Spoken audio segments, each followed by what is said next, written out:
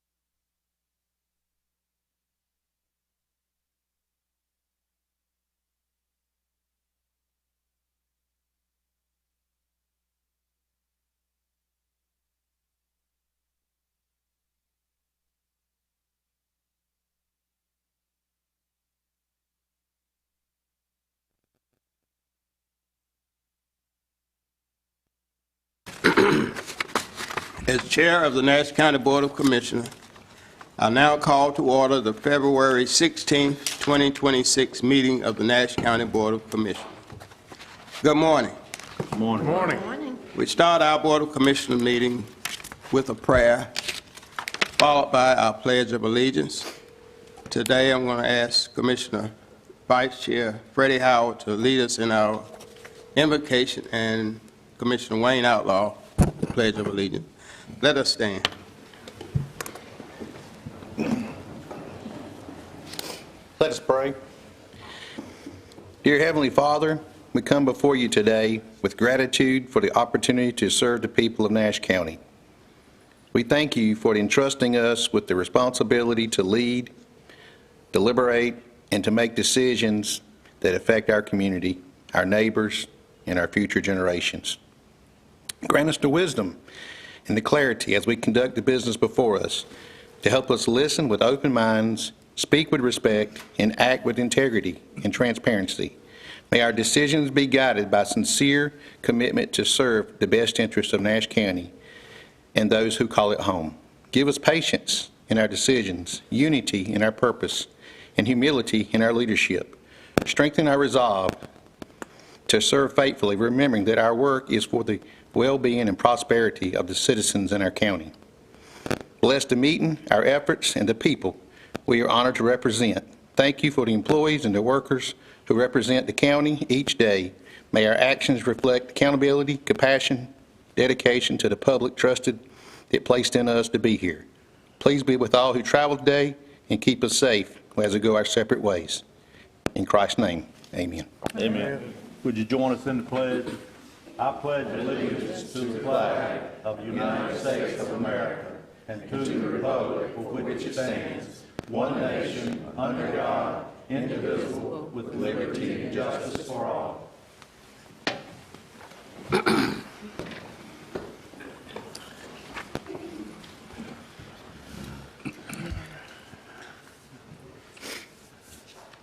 Okay. Agenda item number 4. Board members, you have received the minutes of our regular meeting of January 5th, 26, and our regular meeting, which was canceled, of January 20th, 26. Are there any discussion about the minutes? Is there a motion to accept the minutes? So move. It's been moved and by Second. Commissioner Davis, and second by Commissioner Howard. Any further discussion on the minutes? All in favor, let it be known by saying aye. Aye. All opposed? Motion carried. Agenda item number 5, now we're at the moment for public comment. We did not have a person sign up. We don't have anybody on the list to do public comments this morning. Is there anyone that wished to make a comment that didn't sign up? Okay, well, seeing none, we're going to move to agenda item number 6, and retirement recognition. Ms. Kimberly Shields.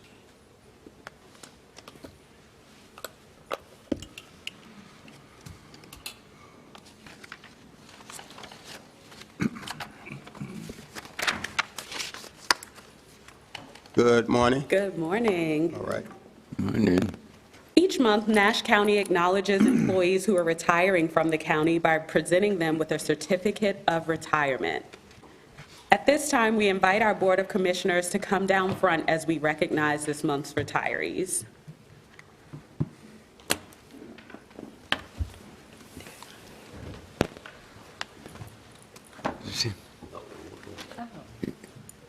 He's not here, is he? I think we probably need to pause. Mr. Hill is not with us yet. So if we could just go ahead and be seated and move on with the agenda items, and we will keep an eye out for Mr. Hill and recognize him when he gets here. Thank you. County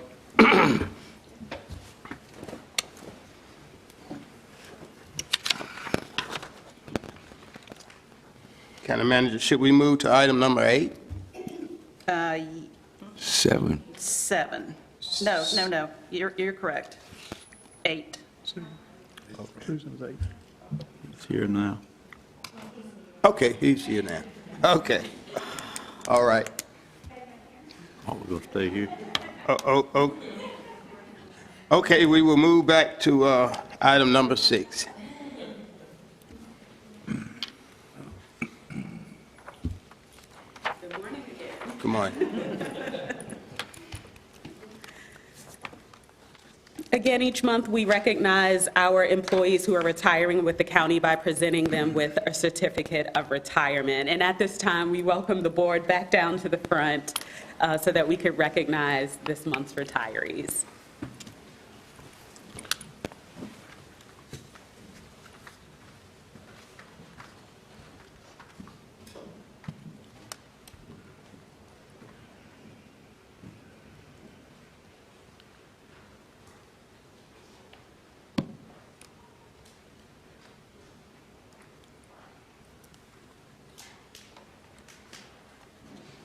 First, we are honoring Joseph Andy Hagee, who is retiring with 5 years of Nash County service. Andy is not here with us today, but I believe he is watching today. We want to recognize him and thank him for his service and dedication to Nash County's economic development team and wish him the best in his retirement.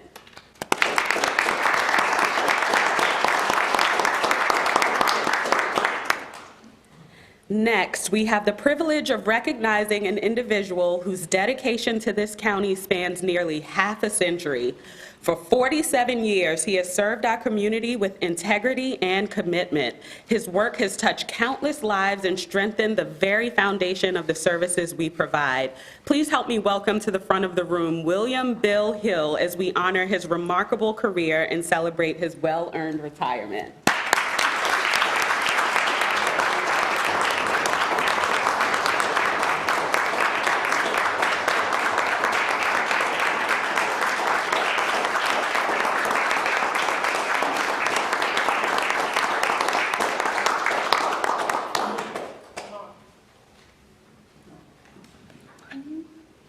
Would you like to join him? Oh, okay.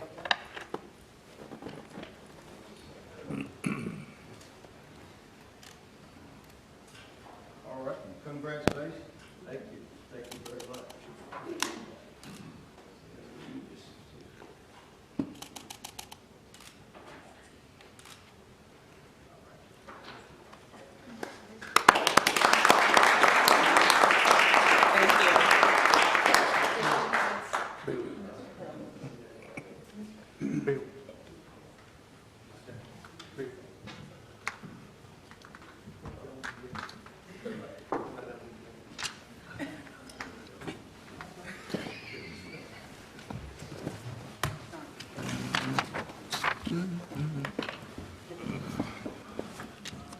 Okay. Mr. Chairman. Okay, thank you. I will now call on, well, this is item number 7. I'll now call on Commissioner Wayne Outlaw, who will present a resolution. Thank you, Mr. Chairman. Before we move on, I would like to just express my sincere appreciation to Mr. Hagee for his dedicated service to Nash County. I know he's watching somewhere. I don't know where, but he's a great guy, and I thought a whole lot of him. His passion for serving this community has undoubtedly positioned the county for continued future growth and opportunity. I'm grateful for that service, and I wish him all the best in the days ahead. Godspeed, my friend. Yeah. Any other commissioner have a comment for Mr. Hagan? I'd like to say that we wish him well in retirement, and he really helped build our economic team, and we left us in good hands, and we wish him all the best. Thank you, Andy. Thank you, Mr. Chairman. Before I read this, excuse me, Mr. Davis, Mr. Commissioner. Davis. I also would like to thank Andy as well. Andy came to us when we first started the economic development team in Nash County, returning to a model we had many years ago. We interviewed quite a number of people. Andy came to us with I thought the best asset he had was he knew a lot of people. He knew a lot of people throughout Virginia, North Carolina, South Carolina, and contacts in economic development are very valuable. And I think he came in, did a great job of setting the department up, getting it running in a fairly quick time. And honestly, we have done very well under his leadership in bringing new industry and new jobs to Nash County. And I think we're on a path where that will continue, accelerate as we move forward with our new leadership team. But I certainly want to thank Mr. Hagee for what he did for Nash County, and certainly enjoyed the time he spent with us. Thank you, Mr. Chairman. All right. Yep. Any other commissioner wishes to speak? Yeah. Okay. I want to congratulate you, Mr. Hill, for your long-term service. I thought you were going to try to make 50 like your relative did in Northampton County, Dr. Parker. He served 50 years in the same position. And but that's a long tenure. And I guess it runs in the family. So congratulations on your service here to Nash County. Commissioner Outlaw? Thank you, Mr. Chairman. Before I read and present the resolution, I'd like to share a few comments that I have prepared for this occasion. For more than 47 years, Mr. Hill has devoted his life to the people of Nash County. His service has never been a job. It has always been a calling, always been a calling. Throughout his career, he has been unwavering in his commitment to the health, safety, and well-being of our citizens, always leading with integrity, compassion, and an unshakable sense of responsibility. Mr. Hill's legacy is one of excellence and trust. He is without question one of the most respected leaders, not only in Nash County, but across the state of North Carolina, and maybe even beyond. That respect is evidenced by the recognition he has received from governors, legislators, and public health leaders throughout the state. Accolades that reflect both his professional expertise and the extraordinary character of the man.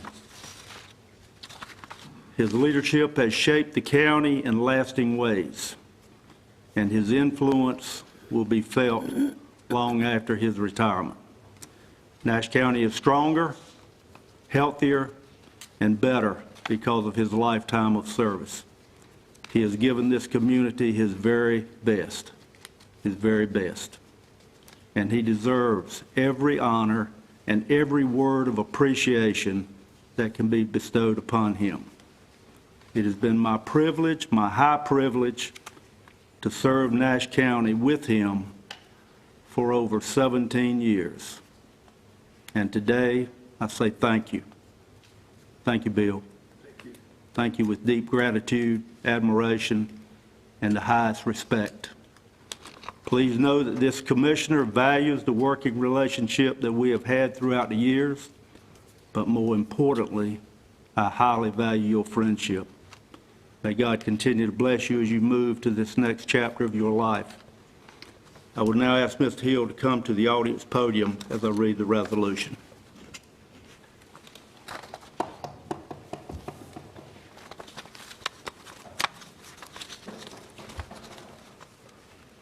Whereas William Bill Hill began his faithful service to the commissioners and citizens of Nash County as the health director in August of 1978, and was appointed as Human Services Director in 2015, where he has served a dual role since. And whereas, throughout his 47 and a half years of service on behalf of Nash County, Mr. Hill has worked diligently to ensure that Nash County and its citizens have been served in a professional manner and that the health of our community was of utmost importance. And whereas Mr. Hill has worked with a number of county managers as well as numerous county commissioners and department heads over his esteemed career. And whereas Mr. Hill is the longest-serving health director in the state of North Carolina.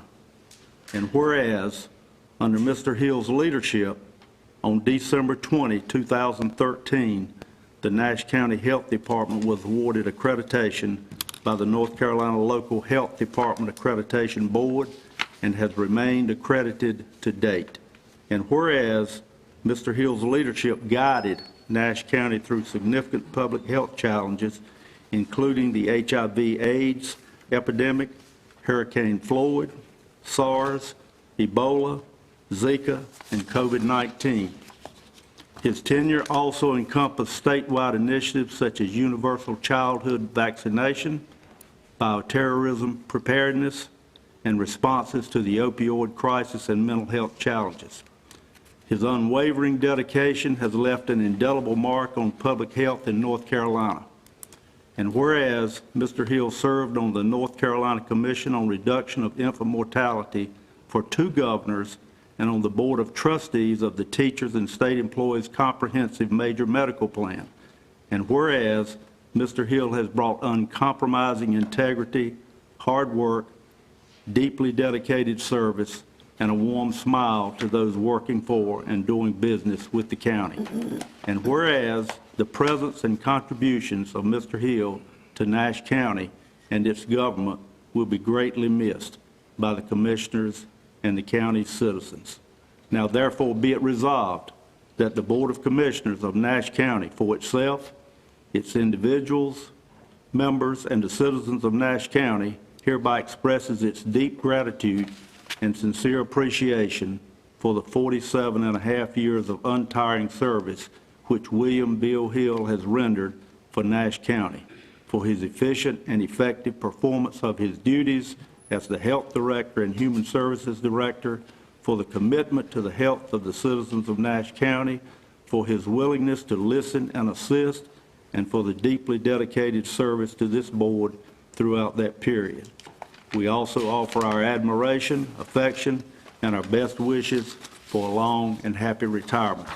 Be it further resolved that this resolution be placed in the minutes of the February 16, 2026 Board of Commissioners meeting, that a copy of this resolution be distributed to the media, and copy of this resolution be sent to Mr. Hill as an expression of our thanks and appreciation for his many years of dedicated service to Nash County. This 31st day of January 2026, Nash County Board of Commissioners, by Marvin C. Arrington, Chairman. Mr. Chairman, I move for approval of the resolution. Is there a second? Second. All right, it's been moved and properly second by all of the commissioners, but I will grant that to Commissioner Howell. All right. Any further discussion? All in favor of the resolution, let it be known by saying aye. Aye. All opposed? Now, Resolution carried. Now to ask Mr. Hill if you'd come up for a picture with the board. Up here, Mr. Hill.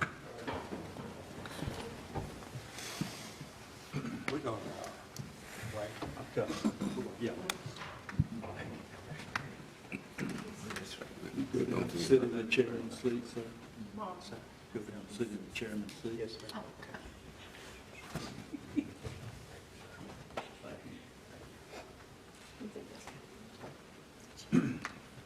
Hey, Bill, we're going to let you sit in this chair right here. I've never been used to sitting in this chair. You can even hold the gavel if you like. Adjourn. The resolution, framed resolution, sir. It's very, very, very nice. Very nice. We're gonna look at the picture.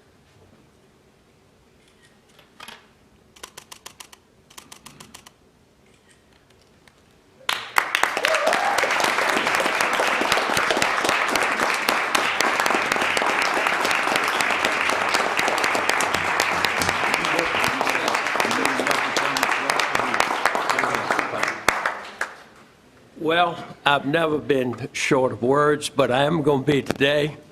I certainly would like to really recognize the folks that deserve this recognition, the staff, health department, social services, veterans, the county manager's staff, all of you.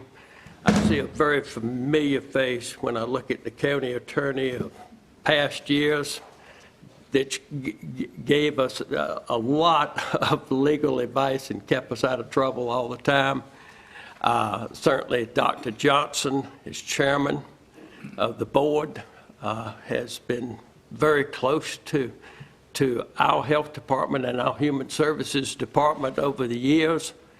Most of all, Kim, how about stand up?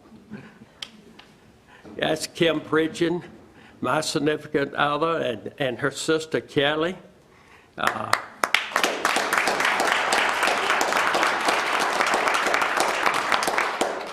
And again, I certainly would like to say a big thank you to the real folks that deserve this recognition. The county manager's office, the staff have been just tremendous. I'll never forget going through the pandemic, what we did to pull together everybody, not just health department, social services and veterans, but all the departments, EMS, aging, the whole bit. And without any further ado, I'd like to say thank you for the opportunity to spend nearly a half a century here in a workforce that couldn't be any better. The leadership here is absolutely at the top.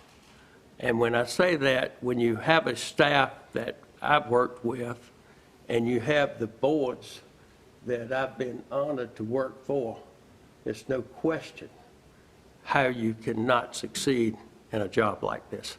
Thank you very much.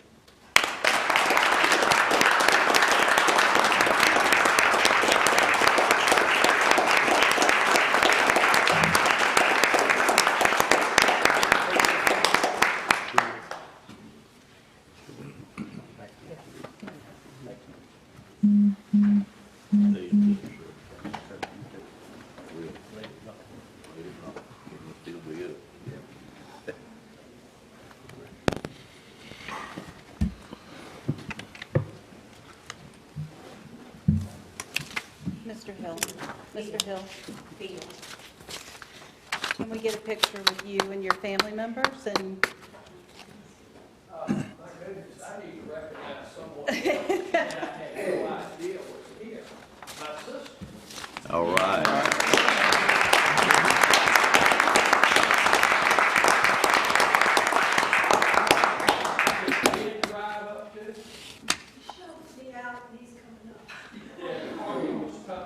This is Shane Wolfskill from Murfreesboro, my dear sister, who's taken over as my mother.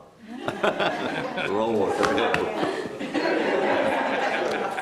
I'm very surprised, and I did not want you to do this. I make very light of this every night when I call and tell them I'm in the house. I made very light of you coming. I really did not want you to do that. can we get a picture with you? Yeah. Would you like to come up, please? And Kim? Yes.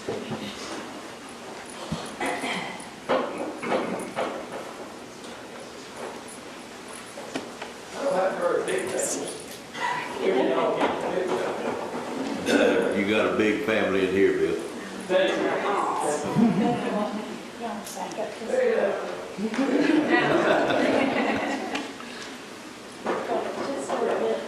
We can wait a minute. Maybe I should put, give me a picture.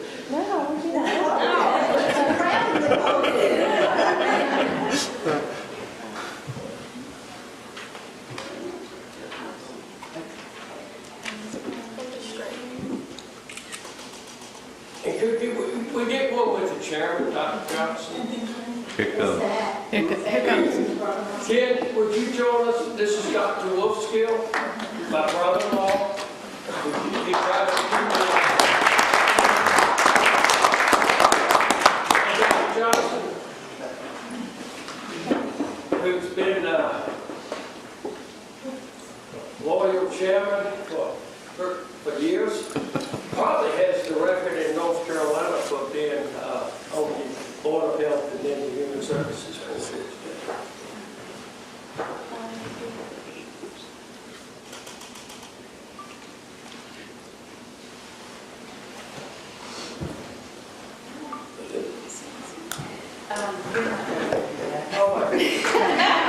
This meeting's gonna go forever. Kim.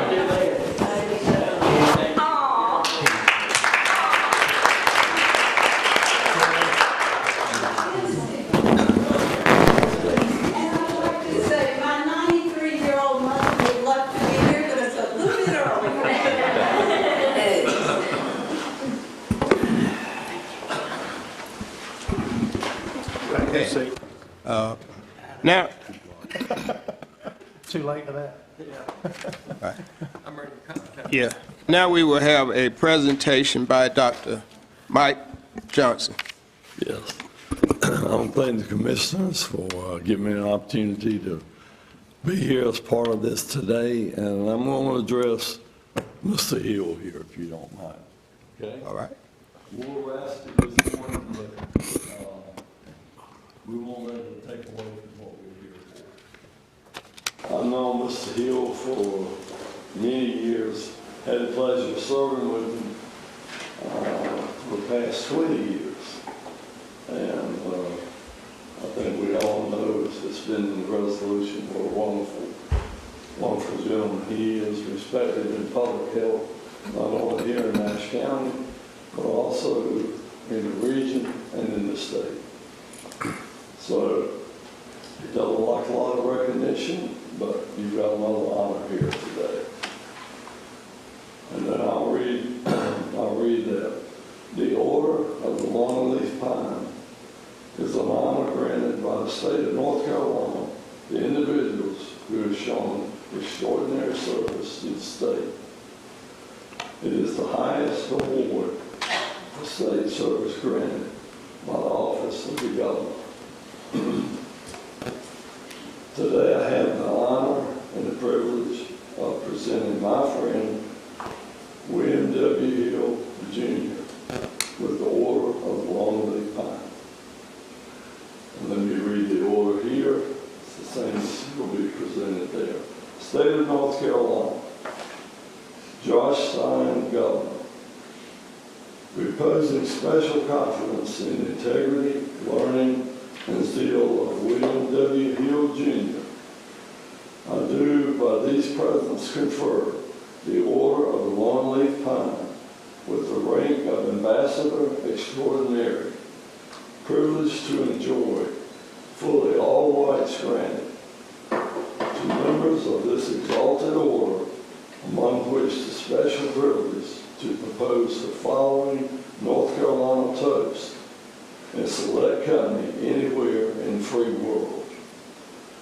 Here's to the land of the longleaf pine, the summer land where the sun doth shine, where the wheat grows strong and the strong grow great. Here's to down home, the old law state. Signed by Josh Stein, Governor, January 2nd, 2026. Congratulations.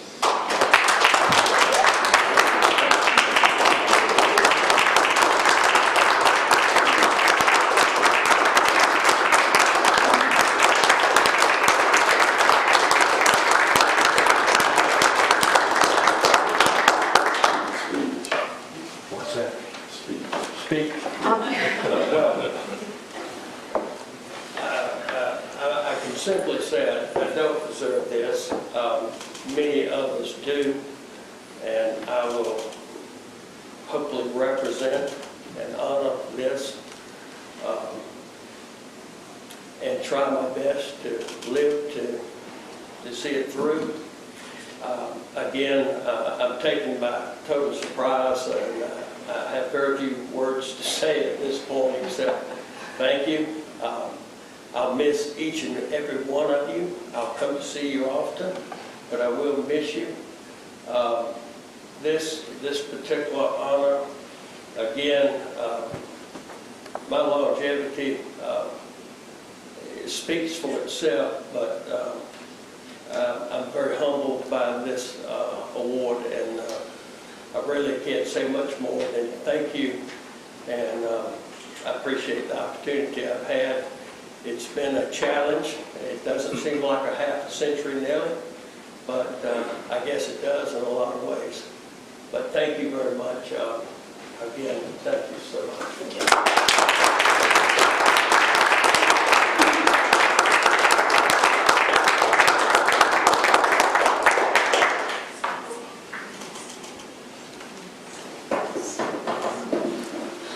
Mr. Hill, would you like your staff to come and get a picture with you? Yeah, that would be nice. You got the number of them. Staff, Mr. Hill's staff, come up and get a picture with him.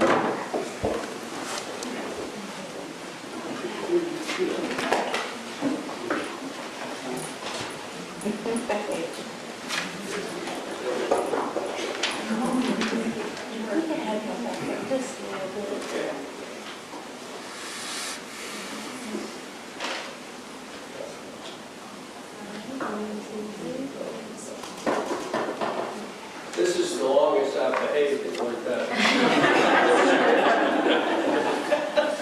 If we only knew. Yeah.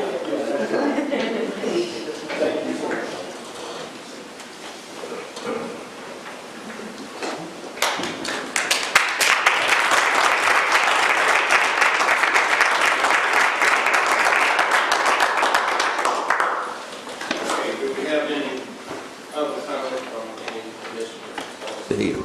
Mr. Chairman. Yes, Commissioner. Okay, Mr. Hill, just wanted to make one more comment before we leave the building. I don't feel like just saying thank you is quite enough or sufficient to express our gratitude for all your contributions to Nash County and for all the lives you've touched for your service here. So today we honor and appreciate the legacy that you leave behind. Nash County is stronger and healthier because of your dedication, and that will not soon be forgotten. You're a special person, and I wish you all the best in your retirement.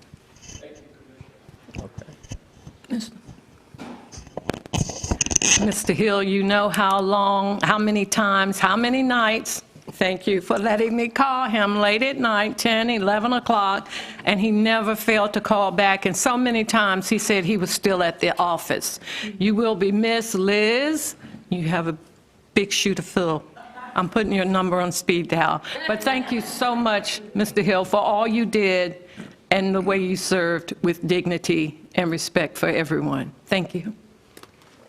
I should say that I've left this place, I've left the health department and human services in very, very good shape.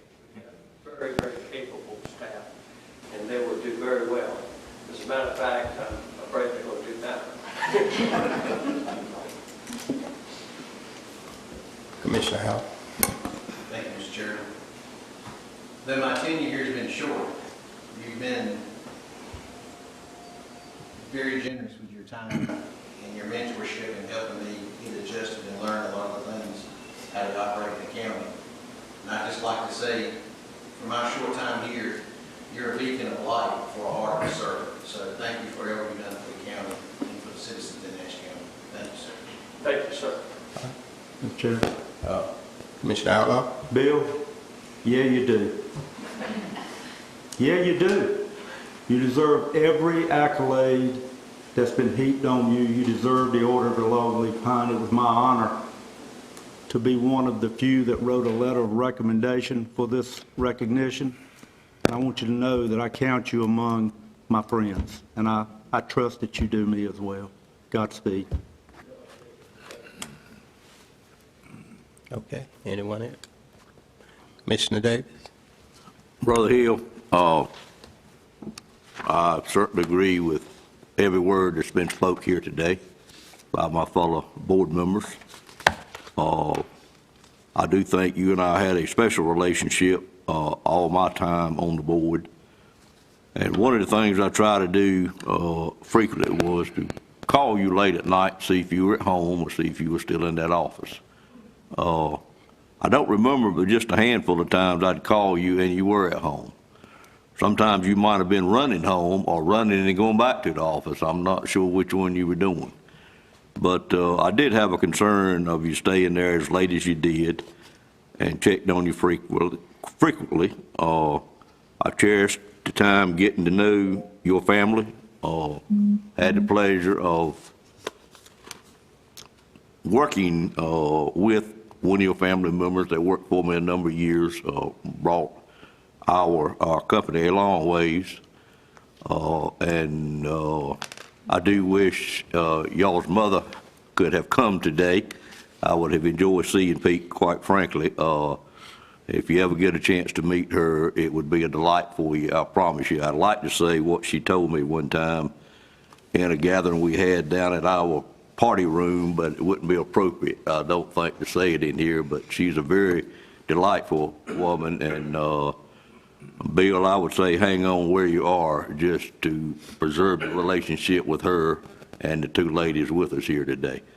But I'll still continue to check on you, and I do want you to let me know how late you will be staying up so I'll know when not to call. But thank you on behalf of me, my company, and thank you on behalf of the citizens of Nash County for the job that you have done. I got to know you best during COVID because we spent so much time together, but I don't know what else I could say other than thank you, sir, thank you. Thank you, Commissioner, very much. I'm pretty sure I'll get to answer that telephone call later tonight. Okay. Appreciate it.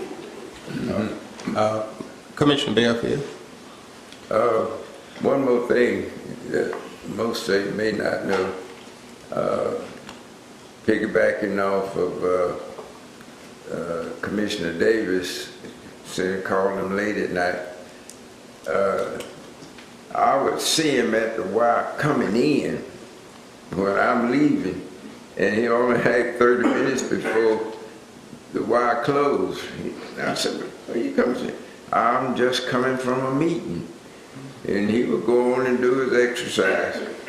And I guess at times when he didn't make it there on time, and I see him out there in the shopping center walking, going around. I said, he's going to get that exercise in anyway.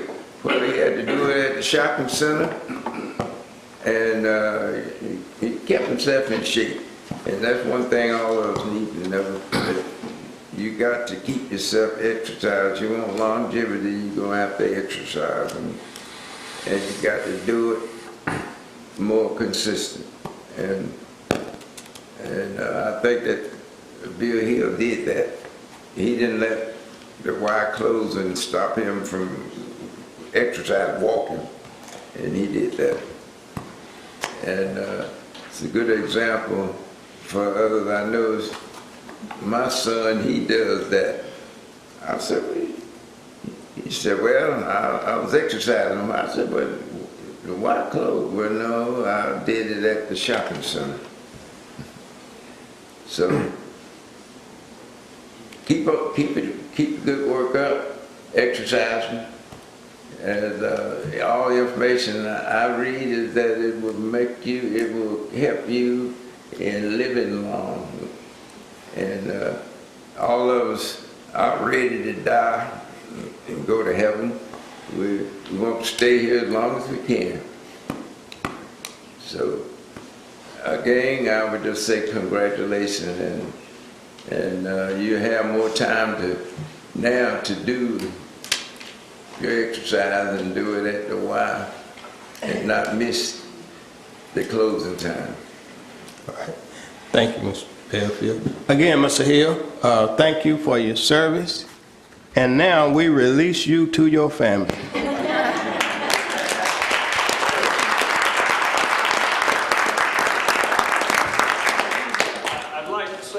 Commissioner Bellfield that I've rejoined the Y.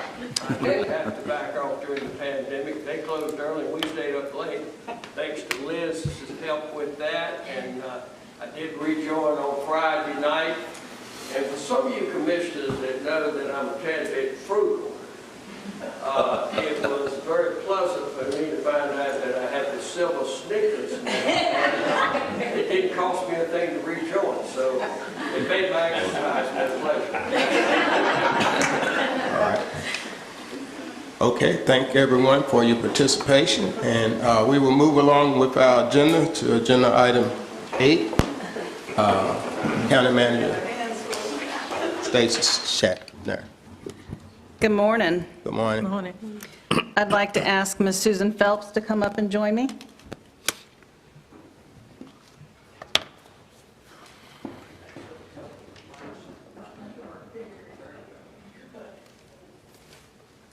Good morning. I'm pleased to announce that Ms. Susan Phelps has been promoted to Economic Development Director. She has led business recruitment, retention, and expansion efforts while advancing workforce development initiatives that support long-term economic growth. She has served the county since 2017 and brings a collaborative, relationship-driven approach to economic development, working closely with the public and private partners to strengthen the local economy. With a background spanning economic development, public administration, tourism, and hospitality, Susan offers a well-rounded perspective on community development, talent attraction, and place-based branding. Sorry. Susan is a certified North Carolina economic developer. She holds a master's degree from East Carolina University and a Bachelor's of Science from North Carolina State University. She's a native of Oxford, North Carolina, and she has called Nash County home since 2014, where she lives with her husband, Tim, and their 2 sons. Congratulations. Thank you.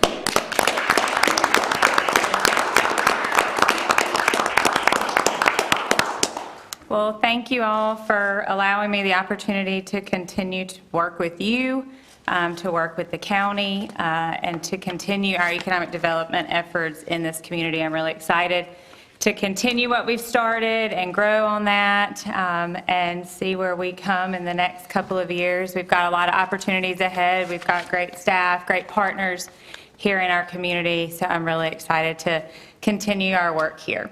So thank you for that opportunity. All right.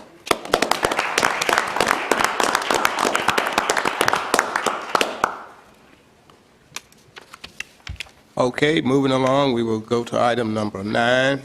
I called on Mr. Bond.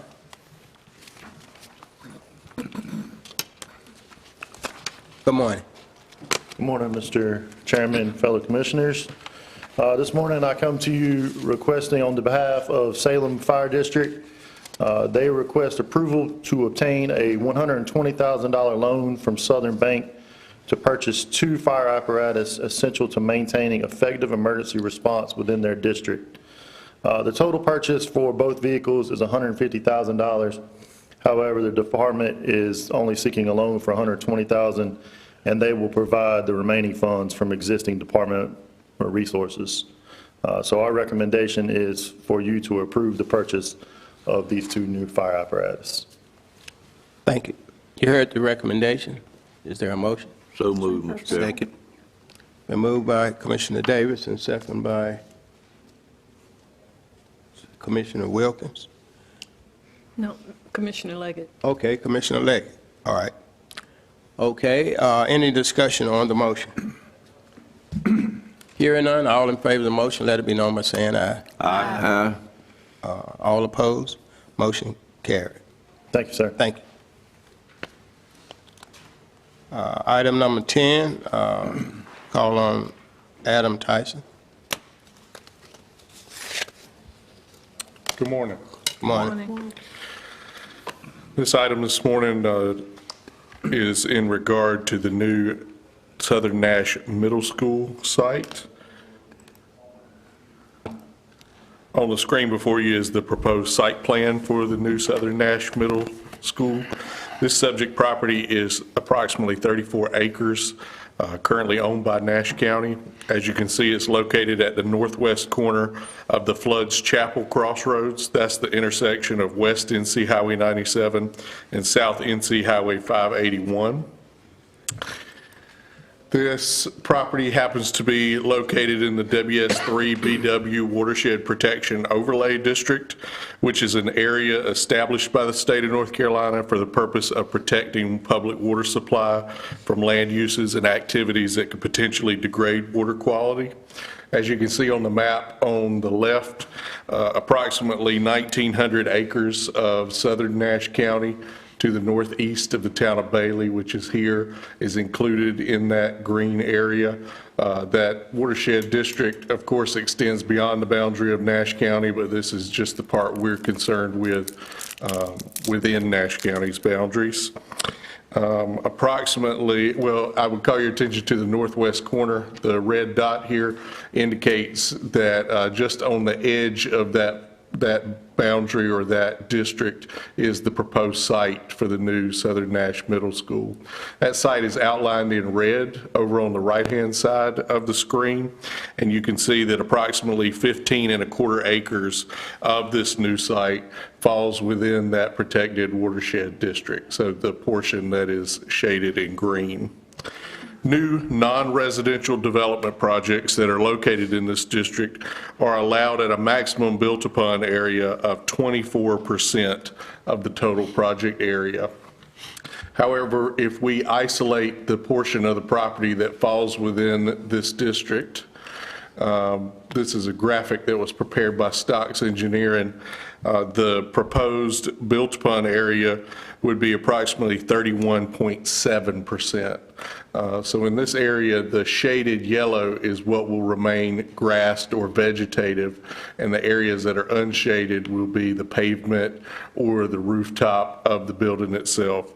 So within this area, there is a standard limit of 24% built upon area, but actually 31% of this area will be built upon if we follow the current site plan. Luckily, there is an exception to the 24% maximum built upon area limitation, but it does require specific action by this board to approve a specific project site to have a greater percentage of built upon area. That could be up to even 70% of the total project area on a case-by-case basis. The catch is that the board, under state rules, may only approve these projects on a total of 10% of the total land area that's in that district. So if you think back to that district map with the 1,900 acres, the board only has the option to approve this higher built-upon area on 10% of that area. This is known as the 1070 watershed development option. You can approve up to 70% coverage on 10% of the total land area within the district. The board has previously used this option 3 times. I'm going to turn this so I can see a little better. If we start at the top of this table, you have the 1,900 acres that I referenced that is the total area within that district. Since the board can approve greater coverage on 10% of that, that gives us a total of 192 acres to work with. That, if you look to the right of that, is basically 100% of the land area that's in the bank that we can take from for projects. As I mentioned, the board has used the 1070 option 3 times before. The first being the Dollar General retail store at the same intersection that the new middle school is going to be located, 6245 South NC Highway 581. That was an area of 1.76 acres, and it used up 0.92% of the land that's in the bank to draw from. The second project the county used it for was the towing and repossession service that was proposed at 9077 South NC Highway 581. That was a proposed gravel parking lot expansion. That project actually was not constructed and expired. So even though we would have used about 1.5 acres of our land bank, we get that back because it was never actually constructed or used. And then finally, the third project was a Dollar General retail store, more recently done in 2024 at 3235 West Orange Church Road. So that brings us down here. The total amount of area that we have used from our land bank is only 1.93%. And below that, that leaves us with 98.07% to still draw from to grant this higher coverage. The yellow bar is the project that we're considering today. That's the new Southern Nash Middle School. 15.29 acres of the project is inside the watershed boundary, and so that is what we would be subtracting from our total. That is almost 8%. That would leave us with 90.12% in the future, or approximately 173 acres, to continue to grant this approval as needed for non-residential projects. Residential projects meet a different standard and would not come under this particular 24% built-upon area limitation. The county typically uses a points-based selection criteria to determine which commercial development projects should be approved for this option. Usually included among those criteria are the project's potential contribution to the local tax base, the number of new local jobs to be created, and the quality of the employee benefits to be provided. However, in this particular case, because this is a new public middle school facility that is needed to serve Southern Nash County, that particular criteria does not fit. However, the need for that facility should be more than adequate justification for this approval. This approval does not require a public hearing, but I'll be happy to answer any questions that the board has about it. It will require just a simple motion to approve or deny the 1070 development option for the construction of the new Southern Nash Middle School. All right, any questions for Mr. Tyson?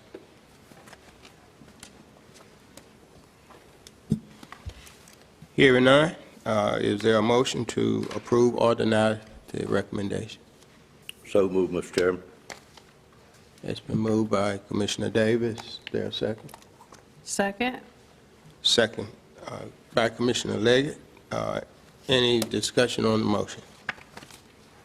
All in favor of the motion, let it be known by saying aye. Yeah. All opposed? Motion carried.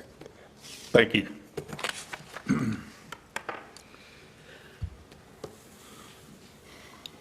Okay, we will now move to agenda item number 11. Ms. Tillery.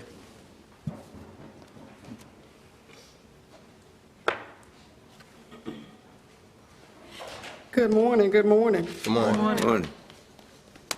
This is the review officer, Leonard. Per North Carolina General Statute 47-30, requires the Board of Commissioners to designate by resolution one or more persons experienced in mapping or land records management as a review officer. Leonard Anion Darko was hired on February 10, 2025, as the Tax Department's GIS technician. Leonard obtained a master's degree in GIS Science and Geoenvironmental in 2024 from Western Illinois University. Leonard has also obtained a bachelor's degree in Geography History in 2017 from the University of Ghana. Leonard has successfully attended and passed the regular mapping class at the 2025 North Carolina Mappers Association Mapping School on August 8, 2025. He accepted the challenge. He scored 93 out of 100 on the exam. Rich Elkins, Land Records Manager, North Carolina State, recommends appointing Leonard as a review officer. Recommendation, staff is recommending that the Nash County Commissioners approve the resolution appointing Leonard Anyan Darko as a Nash County Review Officer.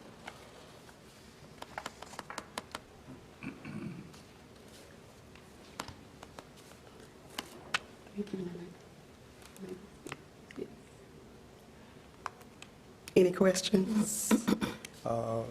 We need to approve the resolution. Yes, sir. You read the resolution in the package. Any discussion? Is there a motion? So moved. Who moved? Okay, Commissioner Leggett. Motion by Commissioner Leggett. Second. Second by Commissioner Howell. Any further discussion? All in favor of the motion, let it be known by saying aye. Aye. All opposed, motion carried. Thank you. Thank you. Monthly tax report. In keeping with General Statute 105, that's 350, the tax collector will be providing a monthly report showing the amount of taxes collected and efforts being made to collect taxes. This report is designed to keep the board current on activities in the tax collector's office. The report is for your information only and does not require approval. It is recommended that you accept the report so that it will be noted in the minutes. Okay. Information only.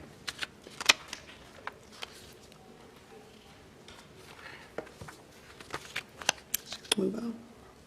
Okay. Okay. We just need you to acknowledge that sentence, so it'll be noted in the minutes. Okay. All right, we need to accept the monthly tax report so that it will be acknowledged in the minutes. Is there a motion? So moved. Second. All right, and moved and properly second that we accept the monthly tax report. All in favor, let it be known by saying aye. Aye. All opposed. Motion carried. Thank you. We will now move on to refund request. In compliance with North Carolina General Statute 105-381, the tax collector will submit to the governing body for their approval a list of any tax refunds after legitimacy of the refund has been established. There are no refunds for consideration. Okay. Okay. Thank you. Thank you. Have a good day. Thank All right. Okay, agenda item number 14. Mr. Bone? Thank you, Mr. Chairman, fellow commissioners. Item number 14 we have is a contract related to the Met Park building renovation project. The Nash County MIS Department recently solicited informal bids on the low voltage wiring contract that is needed to complete the work necessary to support the various network, security, and communication needs at the Met Park building. While the nature and cost of the work only necessitate informal bids be solicited to comply with state bidding requirements, we are requesting approval by the Board of Commissioners to award the contract of this work just based on the cost of the work. So the recommended action from staff is that the Nash County Board of Commissioners award the low voltage wiring contract to Network South Incorporated in the amount of $202,523 and authorize the county manager and/or her designee to execute the contract on behalf of Nash County. I'll be glad to answer any questions you may have. All right. Any questions, Mr. Boone? Commissioner Howell? Thank you, Mr. Chairman. Was this $202,000 in the original budgeted process for this that we've already voted on? This is just It is, approval to expend it? there's money included in the project ordinance that was approved by the board to cover this work. And I thought what you were going to ask me, and I'll go ahead and ask just so anyone has a question. Obviously, this scope of work was not included in the renovation project that Salisbury Moore is currently working on. So this was work that the county would be responsible for, so that's why we bid the work after the fact. But there was money in the budget, project ordinance that the Board of Commissioners approved to cover the cost of this work. Thank you, sir. No problem. Any other discussion? Is there a motion to accept the, to approve the award? So moved. Okay, it's been moved by Commissioner Davis. Is there a second? Second. Commissioner Wilkins, second the motion. Any further discussion? All in favor of the Is this a motion, let new- me know by saying aye. Mr. Chair, Oh, okay. Is this a new company? Have they bidded on any other Nash County contracts? I understand this is a company that the MIS department has worked with previously on other projects. I'm personally not familiar with the company, but I relied on the MIS department to solicit the bids, and it's my understanding they do have a pre-existing relationship with this company. Okay. Yeah, and I guess the other thing I could say was one of two bids received. We received 2 bids. Okay. Motion on the floor. All in favor of the motion, let it be known by saying aye. Aye. All opposed? Motion carried.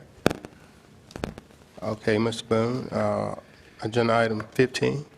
Yes, sir. Thank you. The board will recall, I've been in front of you several times regarding the state-directed grant funds that the county received for utility improvements. And you may recall, we allocated a portion of that money to towns and cities within Nash County. This is related to the funds that were awarded to the town of Whitakers. So Nash County has since received the letter of intent to fund from the North Carolina Department of Environmental Quality in conjunction with the above reference project, again, that being the Whitakers Water System Improvements Project. More specifically, this project entails several miscellaneous improvements to their water distribution system and enhancements to their water metering infrastructure. This project will be funded entirely through state-directed grant funds. So the recommended action is that staff is recommending that the Board of Commissioners approve the attached resolution and authorize the county manager to sign the resolution on behalf of Nash County and authorize staff to complete the offer and acceptance document associated with this grant and was included in your agenda packet. Okay. Any discussion?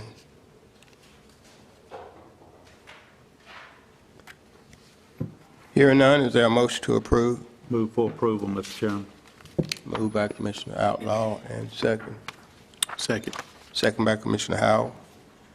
Any further discussion? All in favor of the motion, let it be known by saying aye. Aye. All opposed? Motion carried. Okay, Mr. Boone. Item number, that's Item 16. 16. correct. All right, item 16. Item 16 is the Northern Ash Water System Improvement Project Phase 2, Contract 1. This is a long anticipated project for utility-related work north and west of the town of Red Oak towards the town of Castalia. And again, we've been working on this project for quite a while. We were finally able to advertise this project for bids, and we initially attempted to open bids in December, had to re-advertise, open bids on January 8th of 2026. And based on the bids received and the certified bid tabulation, staff has recommended that the Nash County Board of Commissioners tentatively award the Northern Ash Water System Improvements Phase 2 Contract 1 project to Busco Contractors in the amount of $10,803,200. Now, we'll say this a little bit confusing because we took the project and we actually broke it down into 2 pieces. So I've given you the total. If you add the 2 totals together for both contracts, it's $10,803,200. But more specifically, we are recommending to award contract 1A in the amount of $3,717,888, and contract 1B in the amount of $7,085,312. So again, you add those 2 together, you get the $10,803,200 I previously referenced.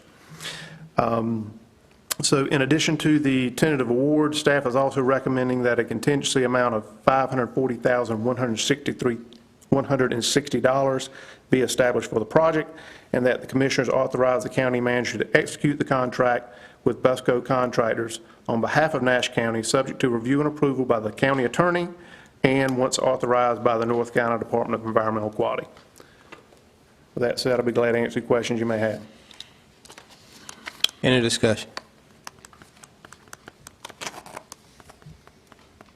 Seeing none, is there a motion to accept all the contract bids? So moved, Mr. Chairman. And moved by Commissioner Davis. There a second? Second. Second. Second by Commissioner Outlaw. Any further discussion? All in favor of the motion, let it be known by saying aye. Aye. All opposed? Motion carried. Okay, Ms. Boone, item number 17. All right, item 17 is related to our Nash County Detention Facility Additions and Renovations Project.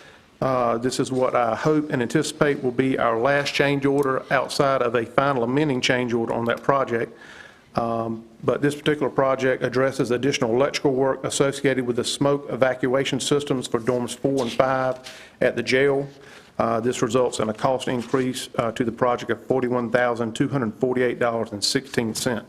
Approval of this change order results in an amended contract amount of $19,410,565.59 and adds 14 days to the project schedule.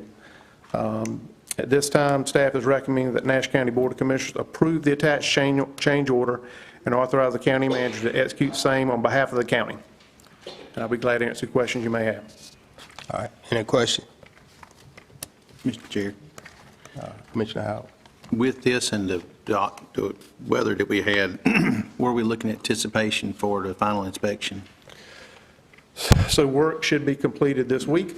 We will have to conduct a commissioning inspection, which I also anticipate will be completed this week, and then we'll be reaching out to the State Department of Health and Safety Regulation to schedule their on-site inspection. Typically, that can take anywhere up to 4 weeks to get them on site, but we intend to ask them to extend us a courtesy and schedule it as quickly as possible because the jail is in need of the additional bed. So we're hoping that will be within a couple of weeks, but it could be as long as 4 weeks. So with that said, I anticipate we should be able to occupy dormers 4 and 5 and open the new intake and booking area next month. Thank you.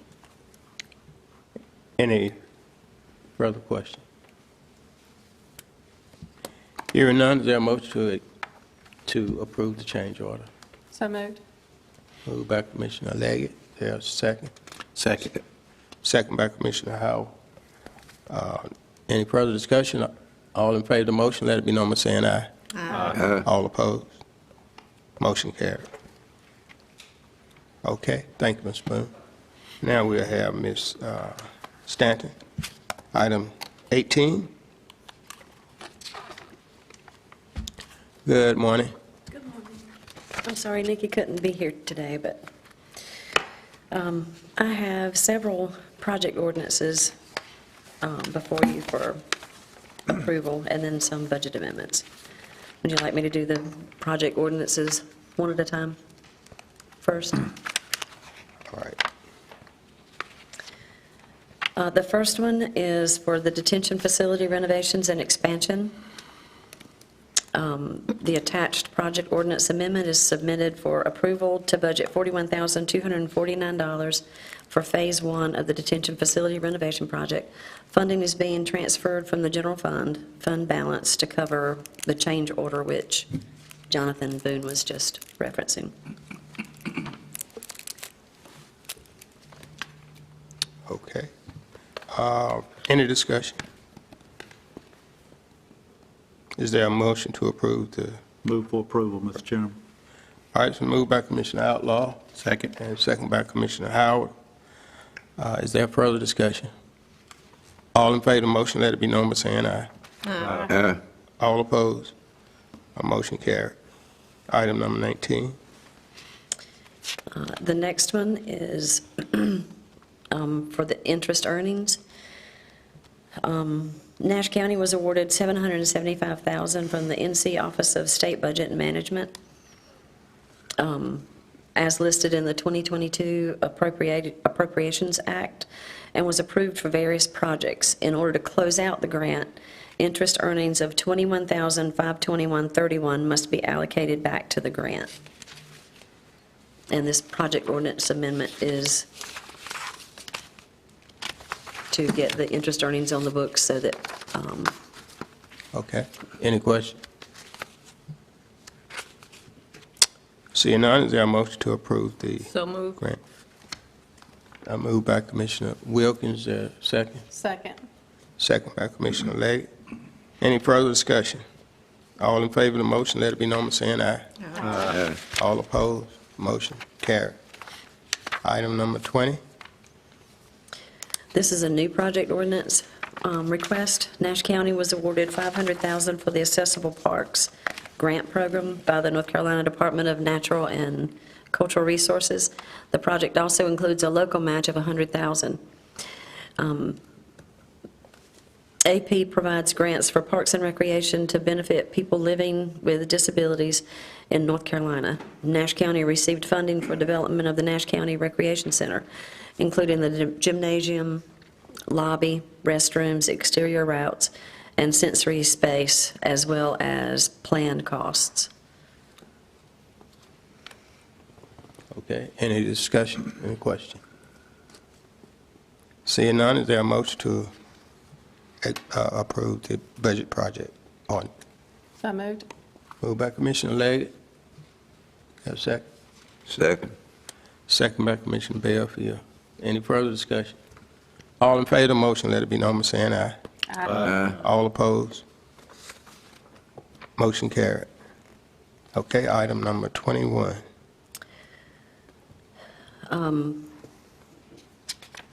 This is to amend another project ordinance. Nash County was awarded $2 million from the NC Office of State Budget and Management to support the costs associated with the Nash County Public Schools County Line transition and the Southern Nash High School soccer field light available from state grant appropriations for fiscal year '24. Funding was approved as $1.7 million considered subrecipient funds to Nash County Public Schools to cover costs for various modifications and logistics associated with the demerger. The approved funding of $300,000 for Nash County was to assist with county costs for school debt service and capital funding for the current fiscal year that was not funded by Edgecombe County as part of the plan for the move to county line schools. In order to close out the grant, interest earnings of $97,921.65 must be allocated back to the grant. Funding approved to support the soccer field lights at Southern Nash High School was $100,000 considered subrecipient funding to Nash County Public Schools. In order to close out the grant, interest earnings of $5,685.91 must be allocated back to the grant. Okay. Any discussion, any question? Commissioner Davis? Of course, the board doesn't ever like to hear allocated money back to the grant. What did we not do, or was it it was just a matter we couldn't do it, but were we not able to use those funds if we had done it in a correct procedure, just so we can learn from it?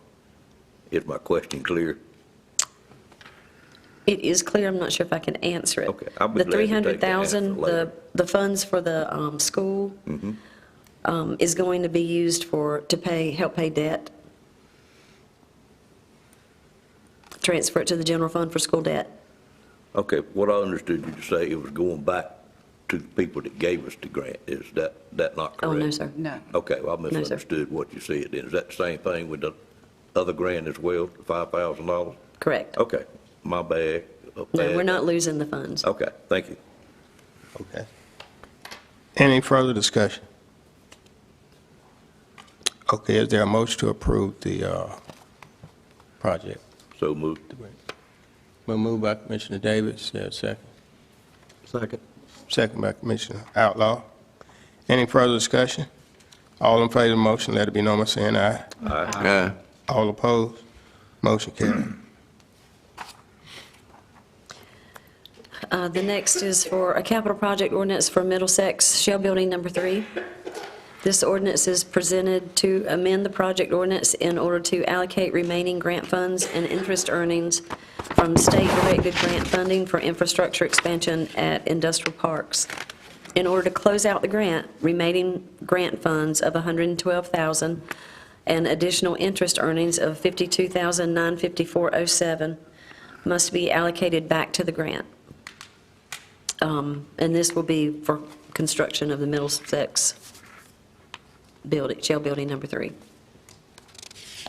Okay. Any discussion? Commissioner Davis? I'm still confused when you say it must be allocated back to the grant. What does that mean?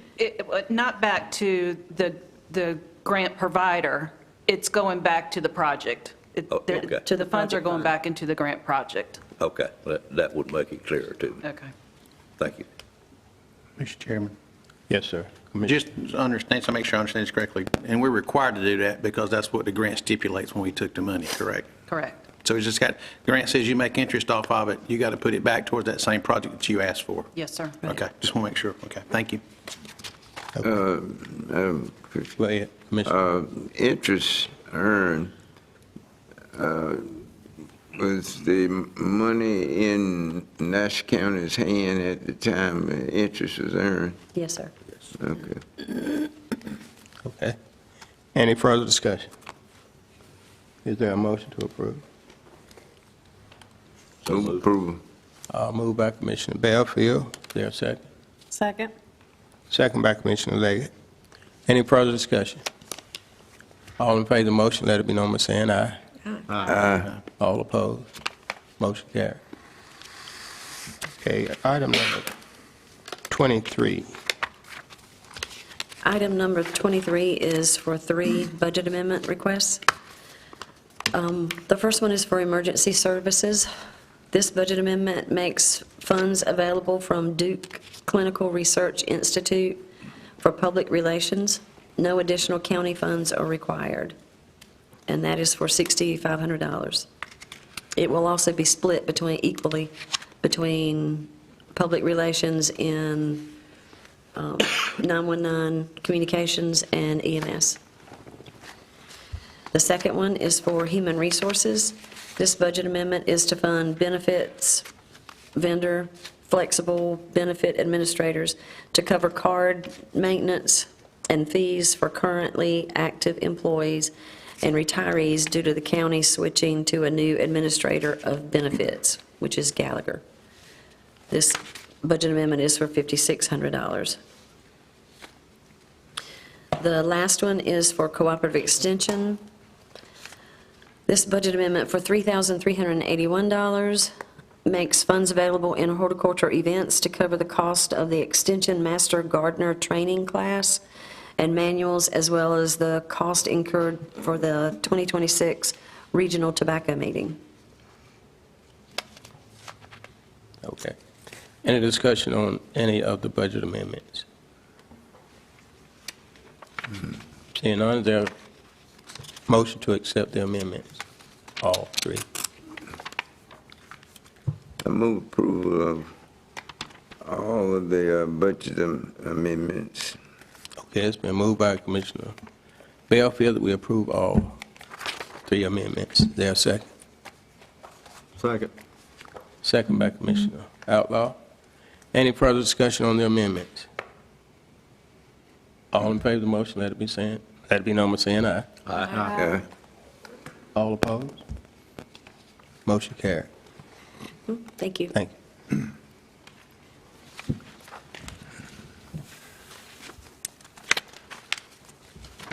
Okay. I think we're on item number 24. Ms. Fuller. Good morning. Good morning. Good morning. The following board appointments and vacancies are presented for the board's consideration. First, we have the Upper Coastal Plain Council of Governments. Please consider appointments to the Upper Coastal Plain Council of Governments. The Upper Coastal Plain Council of Government currently has 1 vacancy for an at-large member and 1 vacancy for an alternate member representing Nash County.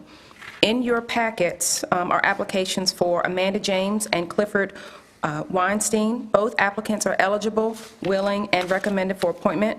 The Board of Commissioners will determine which applicant is appointed to the at-large member and which is appointed to the alternate member. The at-large member appointment is permanent and does not expire. The alternate member will serve in that capacity until changed by Nash County. So in your packet, you will see the applications for both Ms. James and Mr. Weinstein. And so I need a recommendation from the board. Mr. Chairman. Question, Okay, Mr. Chairman, if I may. Commissioner Outlaw. Go ahead. You say an alternate member. I know how that works on the Board of Adjustment. Do we not have an alternate member now? We do not. We do not. So if you had one, that person would move into this slot. Correct. Thank you, Mr. Chairman. All right. Mr. Chairman, just for a little clarification on Mr. Weinstein, It says he's self-employed. I met him through the American Legion. He consults with the United States government on international defense and planning. He's a retired from the United States Marine Corps as a colonel. Like I said, I met him through the American Legion. You see his application, it lists a lot of things that he has done, and certainly I would highly recommend him for the at-large appointment to the Upper Coastal Plain. Okay. Mr. Chairman, Yes. is that a motion? I do put that in the form of a motion. Thank you. I'll second it, sir. All right. Then Mr. move- Chairman, Yeah, go ahead. discussion.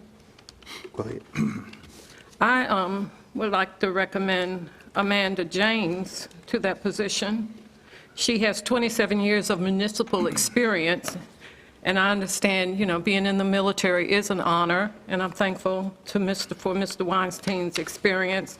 But she brings water quality knowledge, economic and workforce development, and I just would highly recommend her because of her 27 years of being here in the area and municipal experience. Okay, well, I have to take the first motion on the floor from Mr. Weinstein. Is there any further discussion on that nomination? All in favor of the nomination, Mr. Weinstein, let it be known by raising your right hand. Help me to understand that. We're voting on two people for the same position for their at-large membership. That's correct, right? So what? Yes. Yes. Okay. And call those names again. I want to make sure. One is Clifford Weinstein, and one is Amanda James. So the motion on the floor is for Yeah. Clifford Weinstein. Right now, we are taking the first, the motion was for Mr. Clifford Weinstein, and I was calling for all those in support of that nomination. Mr. Chair, just one point of clarification too, and make sure I'm correct on this. They're both going to be on the board, it's just one's going to be at large and the other one's going to be an alternate. Correct. Okay, thank you. So we are voting on which one's going to be At large. at-large member, Correct. okay? Well, we're not voting on Well- two people for the same position. It's just the same organization. One's going to be the at-large One member, one's at-large going and to one be the for, alternate. well, okay. All right, I want to make sure we got it right. yeah. Mr. Davis. It's unusual that we have two people seeking these appointments. I personally would ask the chairman if there's a better way of doing this, not that I have an answer to it, rather than us sit up here and pick between the two people and whatever political nature. I don't know where it would be a flip a coin or what it is, but you got two very qualified people wanting to serve a position. They both going to get a position, but does any board member know of any better way to doing it than the way we are headed? Well, I have a motion on the floor for the nomination of Mr. Clifford Weinstein as the at-large member, correct? You do, sir, and I respect that. Yeah, so I will carry that motion out unless the person that made the motion withdraw it. I will indicate, if I may, Mr. Chairman, that I think Ms. Fuller would agree that we've been working with Mr. Weinstein for quite a while, and this seems to be an area that's a good fit for him, and I'm certainly, the other lady is very well qualified, but Mr. Weinstein certainly has the qualifications for this position, and certainly my motion stands. Okay. You've heard the motion. Any further discussion on the motion? Mr. Chairman, Yes. just one last thing. Miss Amanda James, she does have on her application at-large board member. I do not see that, not that it makes a difference, but I don't see that anywhere on Mr. Weinstein's application, but whatever is the pleasure of the majority, I'm fine. Okay. No further discussion. All in favor of Mr. Weinstein as an at-large member, let it be known by raising your right hand. All right. All opposed? What we have? What was that number? Raise your right. All in favor once again. All in favor of the motion? 1, 2, 3, right? Yeah. Okay. All opposed? Let it be, yeah, all opposed. Raise your right. I'm not really opposed, but I'll raise my hand. Okay, so that motion failed. So, Well, you need to make another motion.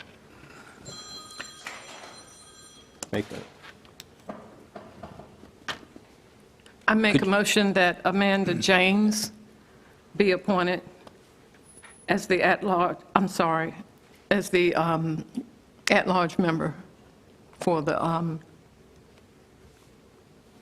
COG board. There a second?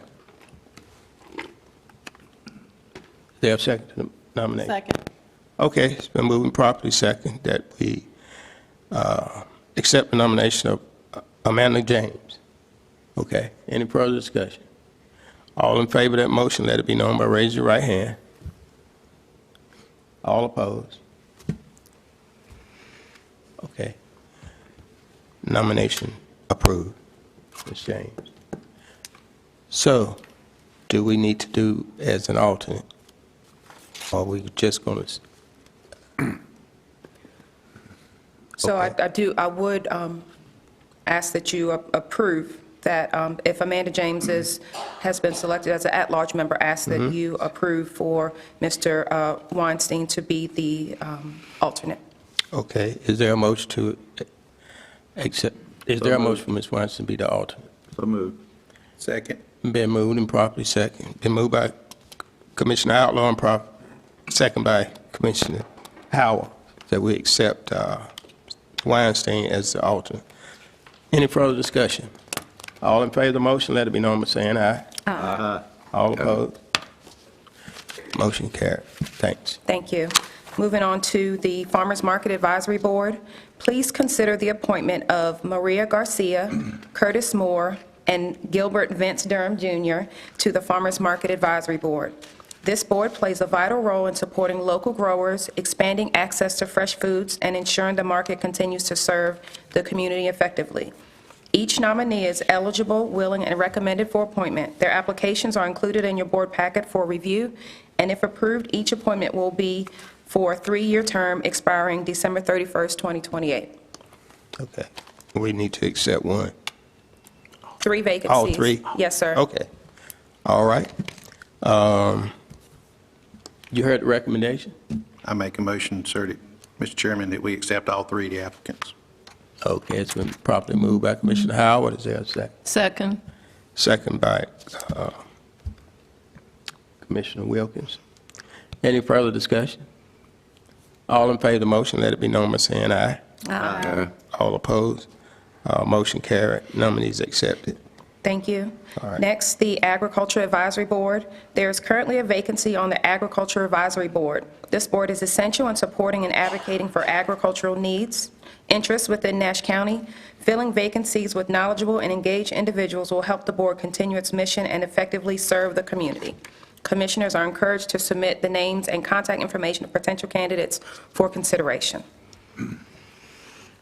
Next is the Consolidated Health and Human Services Board. Please consider the appointment of Dr. Thomas Akers II to the Consolidated Health and Human Services Board. Dr. Akers is eligible, willing, and recommended for appointment and will replace Dr. Johnson as the optometrist member. His application is included in your board packet for review. If approved, his 4-year term will expire April 30th, 2030. Okay, you heard the recommendation. Is there a motion? Move for approval. Motion by Commissioner Outlaw. There's Second. second by Commissioner Davis. Any discussion on the nomination? All in favor of the nomination, let it be known by saying aye. Aye. All opposed? Okay, motion carried, appointment approved. Thank you. Pertaining to the Consolidated Health and Human Services Board, there are additional discipline-specific vacancies on that board. That includes an engineer, a dentist, a veterinarian, a psychiatrist, and a psychologist. Commissioners and members of the public are encouraged to forward names and contact information of potential candidates for consideration to ensure the board continues to serve in this community effectively. Finally, we have the Braswell Memorial Library Board of Trustees. There is currently a Nash County vacancy on the Braswell Memorial Library Board of Trustees due to the departure of Ms. Linda Hardy. The mission of Braswell Memorial Library is to nurture lifelong reading and learning, provide access to information, and promote community enrichment and achievement. The commissioners and members of the public are asked to identify and submit a recommendation to fill this vacancy. Is that by district or at large? How is that? It's not by district. It's not by district. They can be from anywhere in the county. Okay. Commissioner Davis? Sir, that was my same question. Thank you. All right. Okay. Thank you. All right. Okay, I believe we're at item 25, Commissioner's comments. Mr. Chairman, before we move to that, I have a question of staff, if I may. On our previous agenda for this meeting, we had an item 9 that was a rezoning matter that does not show up this time, and I know it's something that that particular person, Mr. Arrington, Chairman Arrington, is in your district. What happened to that item? It's been moved to the March 2nd meeting. Because of us having to reschedule the meeting, there were general statute laws about us advertising again, and we could have either done that for this meeting or just moved it to the March meeting, and it's been moved to the March meeting. And the applicant, I hope they're not here, so they were notified of that. Correct. Okay, thank you, Mr. Chairman. All right, thank you. Okay, the floor is open for Commissioner's comment. Commissioner Leggett. Okay, Mr. Chairman, thank you so much. One thing I wanted to mention today is that February is National Sweet Potato Month, and you ask, why is this important? Well, Nash County is home to 2 of the largest sweet potato packing houses in the United States, as well as home to many producers of this wonderful crop. The production of sweet potato makes a significant contribution to the agriculture economy in Nash County. Overall, agriculture and ag business contributes almost 1/4 of the total economic input of our county. Additionally, it contributes approximately 18% of the total employment of our county. So with this, I encourage you to eat more sweet potatoes as you're supporting local agriculture, as well as supporting your health with eating a heart-healthy food. Thank you. All right. Yeah. Any other comment? Commissioner Davis? I will quickly give the housing report for anybody that has an interest in it for the last month. Actually, it was a good report if you're in favor of more homes in Nash County. But in the residential side, we had 62 single-family homes permits that were pulled, and we had 8 manufacturing homes that were pulled. That's quite a few up from what it was in December. The most pricely single-family home was $850,000. Most pricely manufactured home, which still amazes me, was $254,000. There were a total of 23 builders on the single-family stick-built home that pulled these permits, so the distribution throughout the county is still well represented, and there were 4 builders in the manufactured homes that pulled those permits. On the commercial side, it was considerably weaker than it has been for a number of months, and it was 3,038 $3,038,000 worth of permits pulled on the commercial side for the benefit of the board and the public. The other item that I have on my mind, Mr. Chairman, is, and I'm not going to get into the details of this, but there is a tremendous, and I say a tremendous amount of misinformation that is now out in the public about the construction and the ongoing construction of our jail project. There was a press release that was put out by staff in March of 2020. And what I'd like to ask the staff to do is to attempt to get the correct information out to our public, because I think it's important that they know what the true facts are. We did this occasionally back when so much was out. I think we called it a fact check. I'm not interested in the drama involved in that. But I do think we should have the staff to put out a document, at least to the board, that shows what the facts were. And of course, what that press release says is that the full board at that time, there are 4 of us still on the board that made that decision. It was a unanimous decision by the staff to move forward, let the board to move forward like we did. It even had the blessings of our fine Sheriff Keith Stone at that time to move forward with it like it was. So, and then there are some details, I think maybe that you, Commissioner Leggett, asked for. I got a copy of that. Ben's on the board, the committee that I serve on for our capital improvement projects. But that is my request, to have staff, Mr. Boone, to gather that little bit of information for the benefit, particularly of those board members, 3 of them that were not on the board at that time. So we'll be dealing with facts. Thank you, Mr. Chairman. Okay. Any other discussion from any other board member? Mr. Chairman, I just want, so the public knows, in 2020, I was not on the board. I came on August 21st, and I believe you were not on the board during that time that the expansion for the detention center was approved. That's correct. Thank you. Okay. Any other comment, board member? Commissioner Howard. Chairman. Thank you, Mr. Chairman. County government plays a vital role in our everyday lives and our citizens, from public safety and emergency services to education, infrastructure, economic development, and the protection of our agricultural heritage. The decisions made at this level of government have a direct and lasting impact on our communities. County government is the closest form of government to the people, and that comes with a profound responsibility to serve faithfully, responsibly, and in the best interest of our communities. It is both an honor and a privilege to serve the people of Nash County. With the privilege comes the duty to uphold the highest standards of transparency and integrity in all that we do. I would like to take a moment to reflect on the importance of transparency, integrity, and our shared responsibility to serve the people of Nash County. Transparency is the foundation of public trust. The citizens represent deserve openness in how decisions are made and public resources are managed. They have placed their confidence in us, and it's our duty to ensure our actions reflect accountability, honesty, and clarity.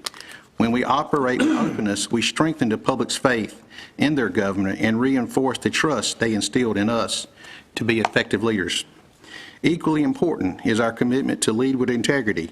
We must guide every decision we make. Our role is not about personal interest, but about public service. We must always act with fairness, professionalism, and a clear sense of responsibility. Our words and our actions must align, demonstrating to our citizens that we are worthy of the trust they have placed upon us. We must also remain focused on the greater purpose of service, the betterment of Nash County. Every decision we make should reflect our commitment to improving the quality of life for our residents, supporting economic opportunity, protecting agricultural heritage, and ensuring a safe and prosperous future for generations to come. We may not always agree on every issue, but we all should share a common goal: to serve the county to the best of our ability. Through respectful dialogue, thankful decision-making, and a shared commitment to doing what's right, we can continue to move Nash County forward. Let us remain mindful that the leadership is a privilege, and with that privilege comes great responsibility. Our citizens are counting us to lead with transparency, to act with integrity, and to always place the interest of Nash County citizens first. Thank you, Mr. Chair. All right, thank you. Mr. Chairman, Commissioner Allen. I was on the Board of Commissioners during that period of time. I would add to what Commissioner Davis said. You need to also go back, and it's online, you can pull it up, and look at the March 2020 meeting of this board, and look at the April 2020 meeting of this board. I have reviewed both of those meetings. I have done a search of my email. There was a report that was published in the paper. If we're going to talk about this, I'll just share what I know about it. It was published in the paper. It's a Kimball report. That report, to the best of my knowledge, there's no record of it ever being reviewed with this board. If you go to the paper, read it, in March, Jonathan Boone, after the Mosley assessment was presented to the board, to the full board, Chairman Davis made that presentation. It was a fairly lengthy presentation. Subsequent to that presentation, it was requested that RFQs be requested, pretty immediate. That's my recollection, and that's what the meeting shows when you go look at it. That was done. Mosley, to the best of my knowledge and based on that request, was the only one that submitted an RFQ, but Kimball submitted a response. And Mr. Boone stated in the meeting there was only one response. I assume that means from Mosley, but there was actually a response from Kimball. Again, that was made aware to several people, but not to the full board. And hence, I don't think it's misinformation. I think it's the rest of the information. And Madam Manager, when you present this press release, I'd also like for you to present the minutes of those two meetings to this board. And if there's any email anywhere that says that that information was shared with this board, then I would certainly like to see it, because I have no record of it in my memory. I have no record of it in my emails. Thank you, Mr. Chairman. Okay. Mr. Banfield, you have? Oh, I just want to bring attention to our agricultural farmland, which is being bought up, not just in Nash County, all the state of North Carolina and over the United States. We need to protect it as much as possible for food and fiber. I hate to see us have growing our vegetables and other crops that we need in China, South America, Central America, and it's imported here. To me, with the way things are going, that's not good. And we do need to, there need to be a balance between developing land. I know people want to do what they want to, what they think is in their best interest with their property. And it may be farmland, whatever. But we do need to bring attention to the fact that we need to produce our food here in America as much as possible that we need. And that can be done, and it has been done, but farmland is fastly being reduced through developments. And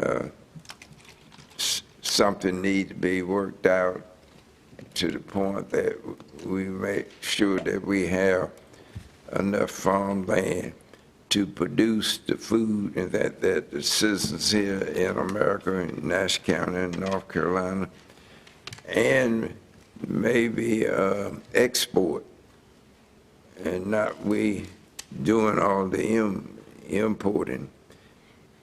And I think that's an issue that you just can't just let it stand and let things happen the way it looks like the trend is going to happen. Okay, thank you. Well, I want to thank all of our emergency services personnel, our first responders, who did their duty during our two weather-related state of emergencies. We appreciate the staff and everything that you did to make sure that our citizens were safe and serviced during that time. And on a lighter note, I enjoyed the snow. I made some snow cream, and we sat at home and enjoyed that part that we could. Okay. We are in the commissioner comments. Mr. Chairman, I missed one comment that I needed to make when I gave my report, if I could be allowed to do that on the new school. Okay. I've tried to keep the board updated what I know about the new school, but the school board did award that contract a couple of weeks ago. It was awarded to Daniels and Daniels, and we talked about this at our at our capital project meeting that you were in. But it was awarded to Daniels and Daniels. That is a company that built the courthouse here addition, as well as the one that is working on the jail addition and improvements at the present time. There were 3 bidders. The base bid was $38,190,000. I won't go into a lot of the details, but they accepted some alternates as well that included concession stand, additional parking, bleachers at the ball fields, and a different type of flooring. And in all total, including the cost of the land, including the cost of architect fees, and contingencies for the project, they awarded the project at $44,238,000. So, as you know, we had a $40 million grant, and then the county had put in a match of 10%, so they were a little bit over what the total funds we had were for, and additional costs are not covered at this time, so the board will know is what the sewer cost will be, disposal of the sewer. Sewer on site is in the contract, disposal of the sewer is not. And then there is furniture and equipment that is not covered in the award as well. And I'll be glad to try to answer any question if a commissioner has any, or what limited knowledge I have about what the school board did award to Daniels and Daniels. All right, thank you. Mr. Chairman, I'll finish with. point of clarification. Yes, sir. If I could. Yes, sir. I'd like to direct this to our council. I'm just been sitting here thinking of some of the comments that were made, and specifically reference to the one about the political ad that was in the paper. Where does the county stand as far as our order of procedure?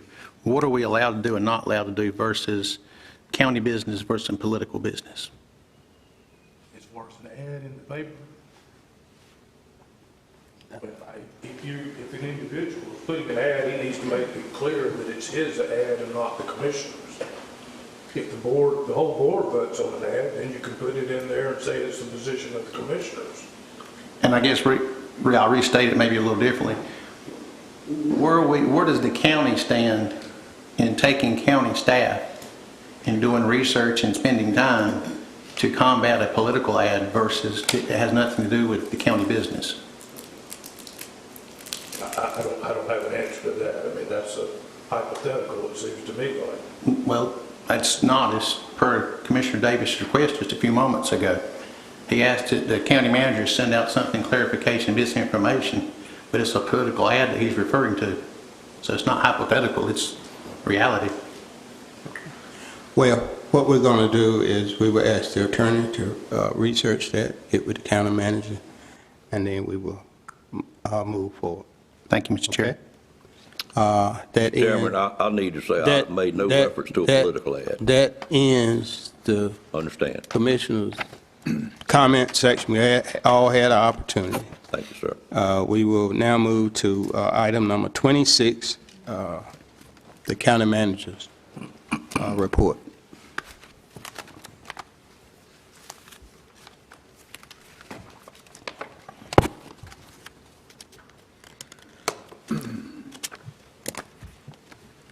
Thank you.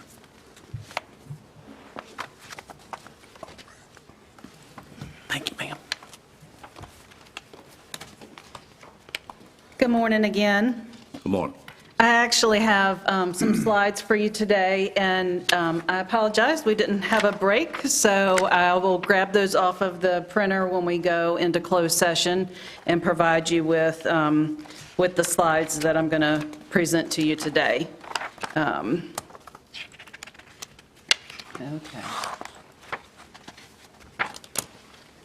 You going to help me here? Okay. All right, the first thing I wanted to report on is a regional managers connection. On Tuesday, January the 13th, Nash County hosted the second Regional Managers Connection, supported by Denise Steinagel with NCACC. We had a productive morning with county managers, deputy county managers, and assistant county managers from Edgecombe, Halifax, Northampton, Wilson, Warren, Vance, Pitt, Wayne, and Bertie.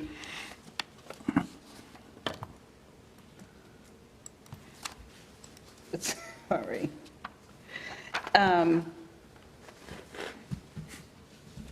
Okay, we're not. Okay. Our next regional managers connection will be hosted by Janice Gallagher in Pitt County on March 18th, 2026, and Janice is there in the center of that picture in the pink jacket. Next slide. Thank you. We have several key positions that we're working on. These are some staffing updates. We're currently interviewing for the Human Resources Director position. Liz Lord is serving as our interim health director, and we are working on updating the job description, and we'll advertise that position, conduct interviews, and select our next public health director over the next 6 to 8 weeks. Our tax office has recently been successful in filling an appraiser position, as well as the listing and collection supervisors positions. And as you saw this morning, Ms. Susan Phelps has been promoted to our economic development director, and we're recruiting for an economic development manager. Mr. Boone, Mrs. Fula, and myself were able to take advantage of some professional development by attending the North Carolina City and County Managers Association Winter Seminar in Winston-Salem the end of January. We attended many informative sessions, including generative AI, networking with MPA students, making local government cool again, and leading through incivility. We shared our materials with management team at our management team retreat. That was this a week ago, February 5th and 6th. And this is a review of our performance system and merit pay. Beginning with a reminder that we began the current fiscal year with a 2.5% cost of living adjustment for all employees. Departments successfully completed annual reviews in the month of October, and the merit pay began in their January paychecks. Department heads and supervisors did an excellent job of performing realistic appraisals, and in addition to the 2.5% COLA, in July, those employees who met expectations received an additional 1.5% in January, and those who exceeded received an additional 2.5% in January. So at our management team retreat, we took some time to do a session on next steps after the evaluation to assist departments with continuing to provide employees with feedback and guidance on performance, stressing the importance of documentation and being consistent. Also, at our training retreat, we reviewed the content of a book, Leading with Dignity, by Donna Hicks. Ms. Fula developed a study guide for us to review key highlights in the book, which includes the difference between dignity and respect, how you can violate someone's dignity and your own dignity, and how to acknowledge a dignity violation. The purpose is to strengthen leadership effectiveness, workplace culture, the public trust through dignity-centered leadership. We think leadership success in Nash County is not only measured by outcomes, but by how people experience the process. The document you have in front of you, the 5 Wishes document, was also provided to our staff. It's produced by a company called Aging with Dignity. The document helps families have conversations about end-of-life care. I've provided each of you with the document, and anyone from the public that's interested can visit the website, Aging with Dignity, and purchase the document. It's available in a number of different languages and is a great tool to help families plan. And we also had a session on AI for local government leaders, wage and hour compliance, public records and transparency training, and looked at the new workforce and what they're looking for in an employer. Next slide. A little bit about our payroll transition. We are on track for payroll to begin biweekly pay for staff. Our finance staff are to be commended for their dedication and hard work to see this project through. Q&A sessions were hosted by our finance staff and were very helpful. As a reminder, pay will begin every 2 weeks on Friday for a total of 26 paychecks in the year. The first biweekly paycheck will be Friday, February 27th, and paychecks will be received every other Friday moving forward for our staff. An update on our Nash County America 250. The next Nash County America 250 committee will meet at Braswell Memorial Public Library on February 24th at 5:45 p.m. This committee is open to anyone interested in participating. Ms. Melissa Corso, the library director, is serving as the committee lead. If other organizations are planning or providing America 250 programs or events, please reach out and share those with Ms. Corso. The library does have a website and is hosting space to advertise Nash County events. The next Firefighter Association meeting will be hosted by the Farrells Fire Department and will be at the Union Hope Baptist Church at the address shown on Tuesday, February the 24th at 7 p.m. The 2026 primary election, early voting began on February 12th and will go through until February 28th. Registered voters can go to the Agriculture Center here in Nashville or Braswell Memorial Public Library in Rocky Mount for early voting. Election day is March 3rd, and registered voters should go to their designated precinct polling place on that day. Polls will be open on Election Day from 6:30 a.m. to 7:30 p.m. Couple of items of community involvement. Our adoption event at Rural King in Rocky Mount on January 24th was postponed due to inclement weather, and we encourage our citizens to keep an eye out for our rescheduled event. And on Wednesday, February the 25th, the Race Cars Trial out of Duke University is attempting to set a CPR world record by training 30,000 people in hands-only CPR across participating counties in North Carolina. Why this matters? Cardiac arrest is the leading cause of death in the U.S. and can strike anyone, anywhere, at any age. Today, only 1 in 10 victims survive. But here's what most people don't know. You can change that outcome. Hands-only CPR takes just minutes to learn, requires no certification, and can double or triple a victim's chance of survival. If you'd like to participate, please contact Crystal Wright, Training Officer with Nash County EMS, at the information on your screen. Some project updates. Our electronic timesheet did get delayed a little, and we are hoping to have full implementation this spring. The same is true for our new phone system. We've experienced some vendor delays, but MIS reports that we should have a full rollout of the new phone system this spring. And work continues on the update of the Human Resources Policy Manual.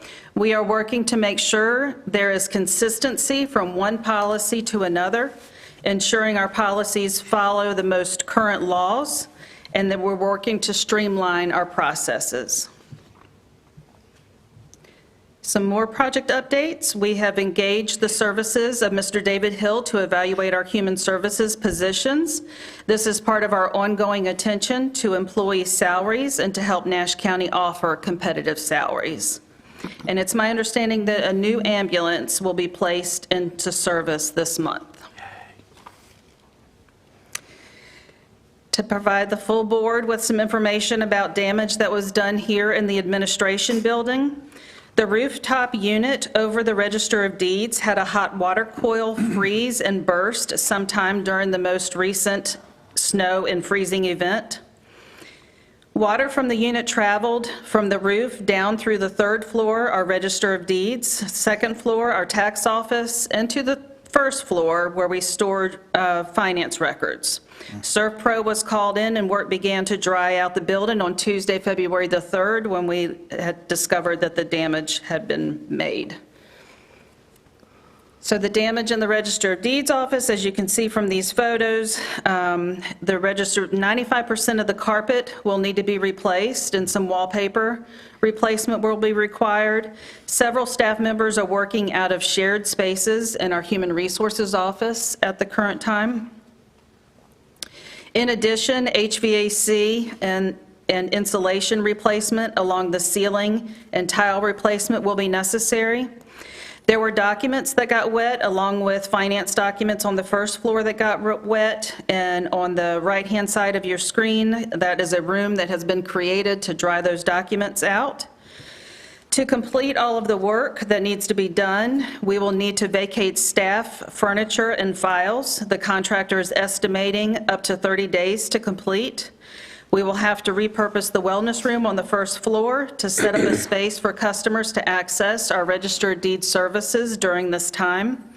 And we also experienced some water damage in the training room on the 3rd floor, and we're working to dry that out.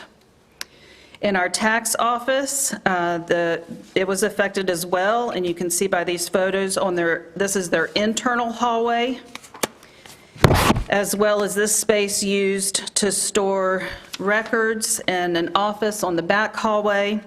The majority of the carpet will need to be replaced in tax, MIS, and utilities. Several offices, file, and conference rooms were affected, and staff members in this area have been relocated into other conference rooms. Update on the administration building roof. The administration building roof replacement project has been delayed by colder than normal temperatures and 2 winter weather events. Work is approximately 85% complete on the administration building and is expected to be substantially complete by February 20th. The contractor has mobilized a second unit to begin work on the DSS Annex roof.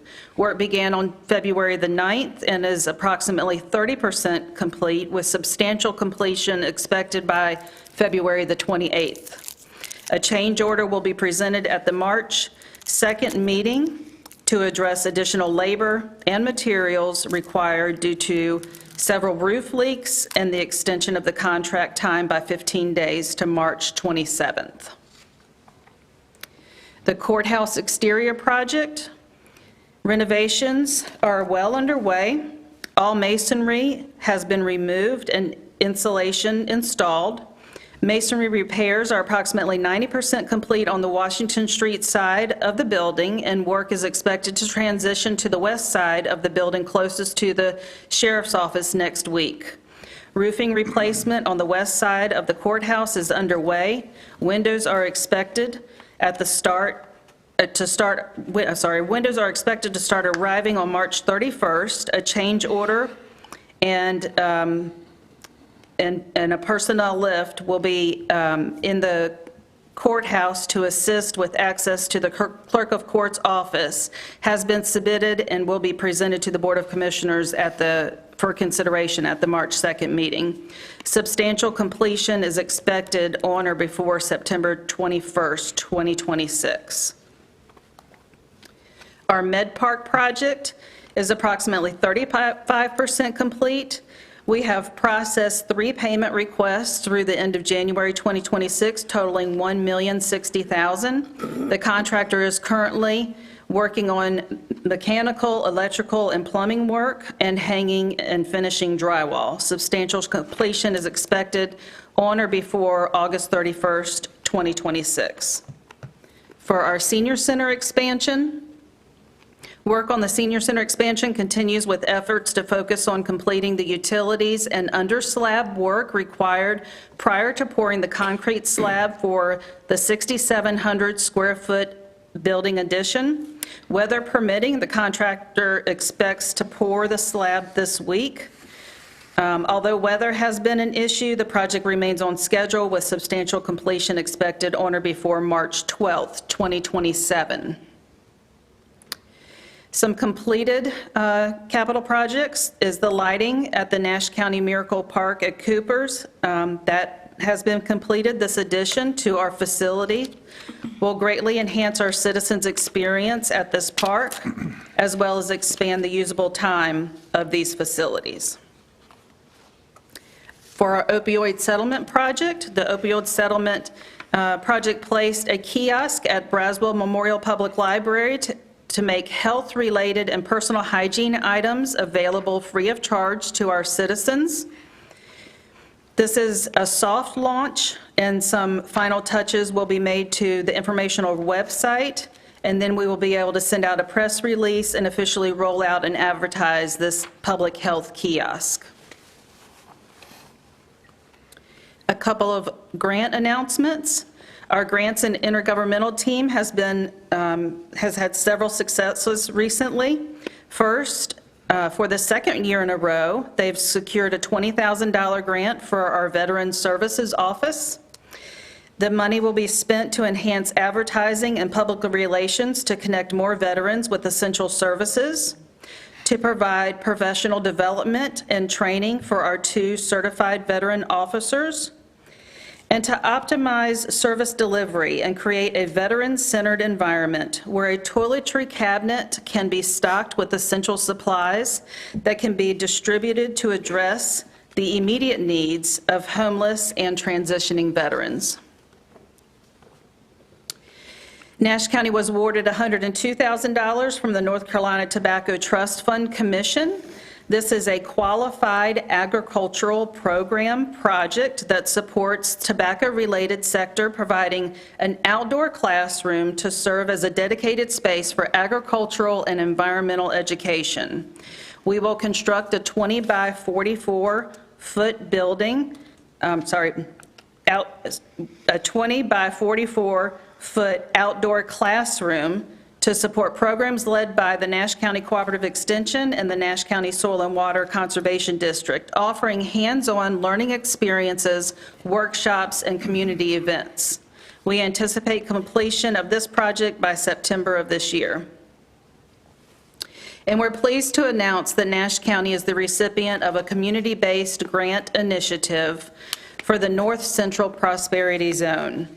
The county will receive $1 million for the I-95 Industrial Center infrastructure expansion to include road widening, sewer expansion, and water line upgrades, supporting job creation and private investment in life sciences and advanced manufacturing.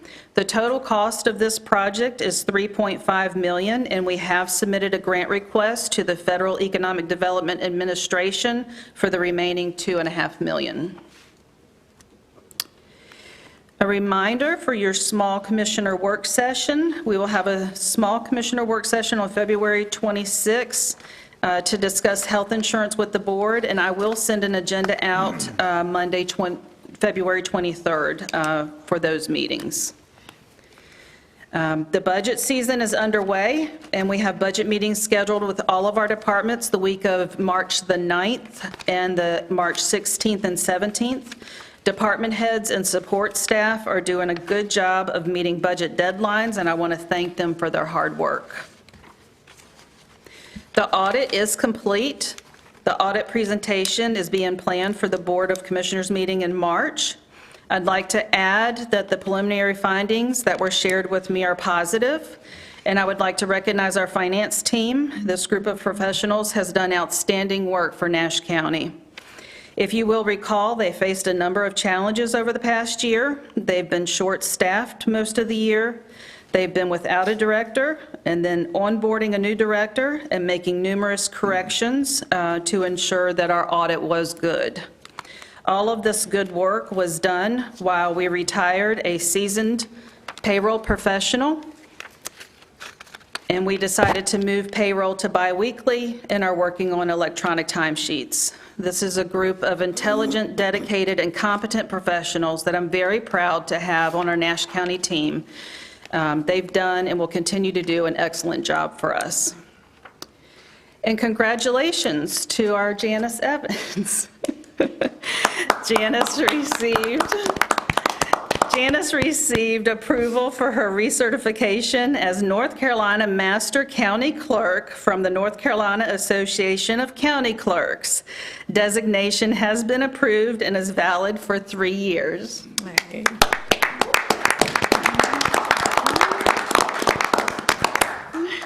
And then the last item that I have is to see if we can establish a date for our legislative dinner. I sent an email to the board with the NCACC legislative goals package and Nash County's previous goals.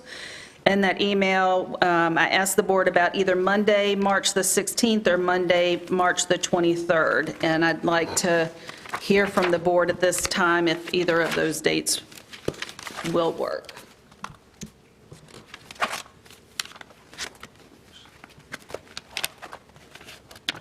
Both of those dates will work for me. Thank you. I'm good as well. Thank you. I got you. Both are good. You're good. Did I respond to you? Did you? I did, yes. Did you? Both of them are good for me. Okay. Mr. Belfield, would Monday, March 16th or Monday, March 23rd work for you for our legislative dinner? Monday, March 16th. I left my calendar. Monday, is that third Monday or second Monday in March? I think it's the second and the third. It's the third and fourth. Third and fourth? Yeah. Second and fourth, okay. Third and fourth. Third and fourth. What, at 6? Yes, sir. That'd be okay. Okay. Are you good? Yes. Okay. Which date is it? 16th or the 23rd? We'll follow up. Right now, Okay. we're trying to see when most of our legislators will be available. Thank you. Thank you. And are there any questions? Mr. Chairman. Okay, Commissioner Howard. I just want to make sure that everyone that's in the public's aware of how much work y'all have done behind the scenes on this merit process that we've got in place now, and also at the same time or simultaneously, all the efforts that you and your team have put forward as far as on the changing the pay schedule. I know there's a lot that's not seen out in the public, but I just want to say thank you for all your efforts and your team's efforts in this. I know it's a big undertaking. Thank you for that. Commissioner Davis. I have one serious question for the manager in all the presentation that you gave us there. The only handout that we got was the one on aging with dignity. Yes, sir. Any particular reason for that? Yes, because I came to you the don't need- podium you don't need that. before I thought I would, and I have copies of my slides printed for you, so I will be providing you with the slide deck. Thank you, ma'am. Thank you. I'd also like to say how impressed our staff is you saw a snippet of the amount of capital projects that we have going on. We have a relatively small staff that looks out for all those projects, and kudos for the excellent job that they are doing. Thank you. Mr. Chairman. Okay. All the positions that you listed that are open, will they be advertised inside and outside? They are, yes. Okay. Inside and outside. Correct? Correct. All right. Thank you. Any other questions for the manager? Mr. Chairman? Yes. A while back, a few months back, and I worked with the Arboretum people. If you could find out when the sign will go up on 64 to have the Arboretum, so people know what exit to take for the Arboretum, I would appreciate that. Also, the kiosk at the library, is that going to be inside or outside? It's inside. Inside. So when the library is closed, they won't be able to get access to it. Correct. Okay, that was just a concern of mine. And lastly, I do thank the staff for everything they did for the new pay structure, but I did get calls with concerns about employees. And I understand that you all made it possible for employees to use their, I believe, sick leave or Any leave. Vacation, All any of it. leave to make up, because the end of the month, they will only get paid for 2 weeks, not a full month. And I take it there is nothing we can do to help those employees. Well, we did make that offer, and we had a number of folks take advantage of it. I think we're going to have to see once reality hits and those paychecks hit.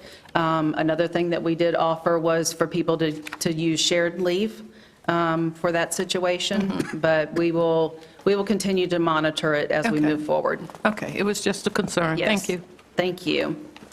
And the sign at the Arboretum, I did reach out to Dr. Glennon, and the sign is ready, and they're going to need to transport it to us, and I think there was a request to maybe get a picture of it with the Arboretum, so more than likely you all will be hearing from me about that opportunity to have that photo taken before we have the sign installed Yeah, out and I on the was highway. wondering if there would be any kind of ceremony or, I realize it's going to be on 64, a busy highway. Right. So, okay, just let me know. Thank you. Thank you. Thank you for that very detailed report, County Manager.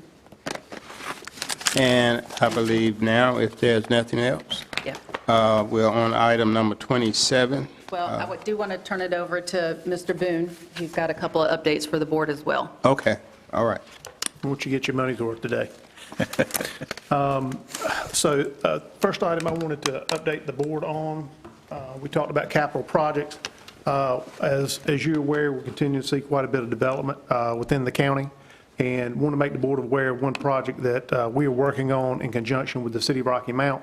It's the proposed Saddlebrook subdivision over off Green Hills Road near Northern Ash High School.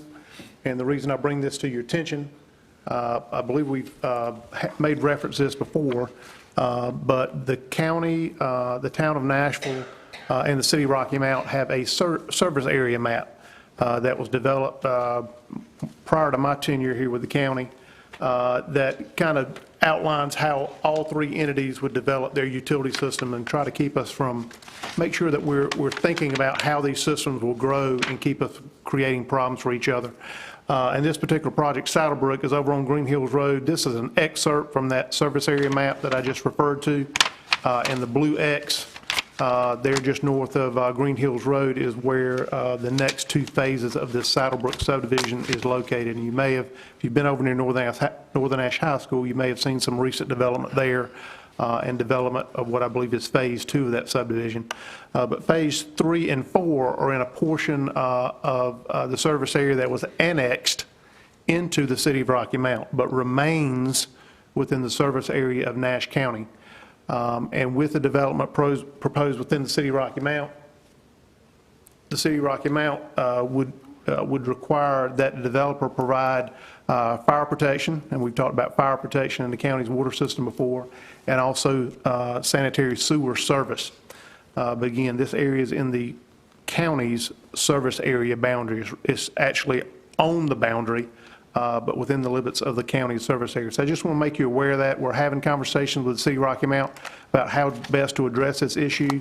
One of the things that we have discussed, and certainly be interested in feedback from the board, is how to provide the services to these two phases. Again, Phase 3 is closest to Northern Ash High School, which will be to the left of this image, to the west, and then Phase 4 is to the east.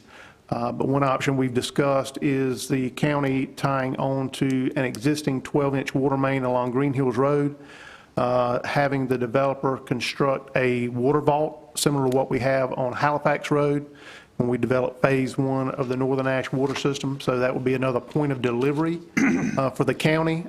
And what would be particularly advantageous for the county at this location is it would be located on the west side of I-95. So the current point of delivery we have on Halifax Road is on the east side of I-95, and we only have one crossing of I-95, and that's on NC 43 in Dorches. So that will be advantageous to the county to have a second point of delivery and it being on the west side of 95, so that if we had any system issues where we could not provide the water, it would be another mechanism for us to purchase bulk water to serve our customers. So again, we've talked about a couple of scenarios. You see these two phases are highlighted in, I'll say, peach and blue. Whether the county would retain both of these phases, it's about 430, let me check my numbers. 453 homes, 211 in that peach-colored shaded area, and 242 in the blue shaded area. And again, it will be provided with water and wastewater. Our current wastewater system in the Northern Ash Water Sewer District is limited to the town of Dorches. It serves a commercial shopping center where SV Smith is located and all the shops there, and then a few residential users along NC 43 and right there at the intersection with Halifax Road. But this will greatly expand the county's sewer system in the Northern Ash District. And that would have implications for both personnel and for capital equipment. But again, do not anticipate this subdivision would be developed over time, so it would not be an immediate impact. But ultimately, if we were to accept all 450 some odd homes, we would need some additional staff to accommodate those service demands. So again, I just want to share that with the board, let you know we're having conversations about this with the developer's engineer and with the City of Rocky Mount. But we are exploring the possibility of, again, partnering with the City of Rocky Mount, having a second point of delivery on Green Hills Road, and expanding the Northern Ash Water Sewer District to add 450 water customers and 450 sewer customers. So that was a lot of information, so I'll pause right quick to see if you may have any questions. And if you'd like more information after the meeting, I'll be glad to talk with you. One question from Commissioner Howell. Okay. So it's in the city limits jurisdiction of Rocky Mount that's been annexed. Then help me understand, I'm confused on this. Why is Nash County involved if the city of Rocky Mount has jurisdiction of it? Isn't it their responsibility to provide the services to the citizens in those homes? Certainly, if the county wanted to revise the service area boundary and convey that to the City of Rocky Mount, we could, and then it would become the City of Rocky Mount's responsibility. In this case, as far as the infrastructure cost itself, it will be the responsibility of the developer. So actual cost, the cost to install the infrastructure will not fall on the county if we retain that service area, or the city if it's conveyed to the city. It will be the responsibility of the developer.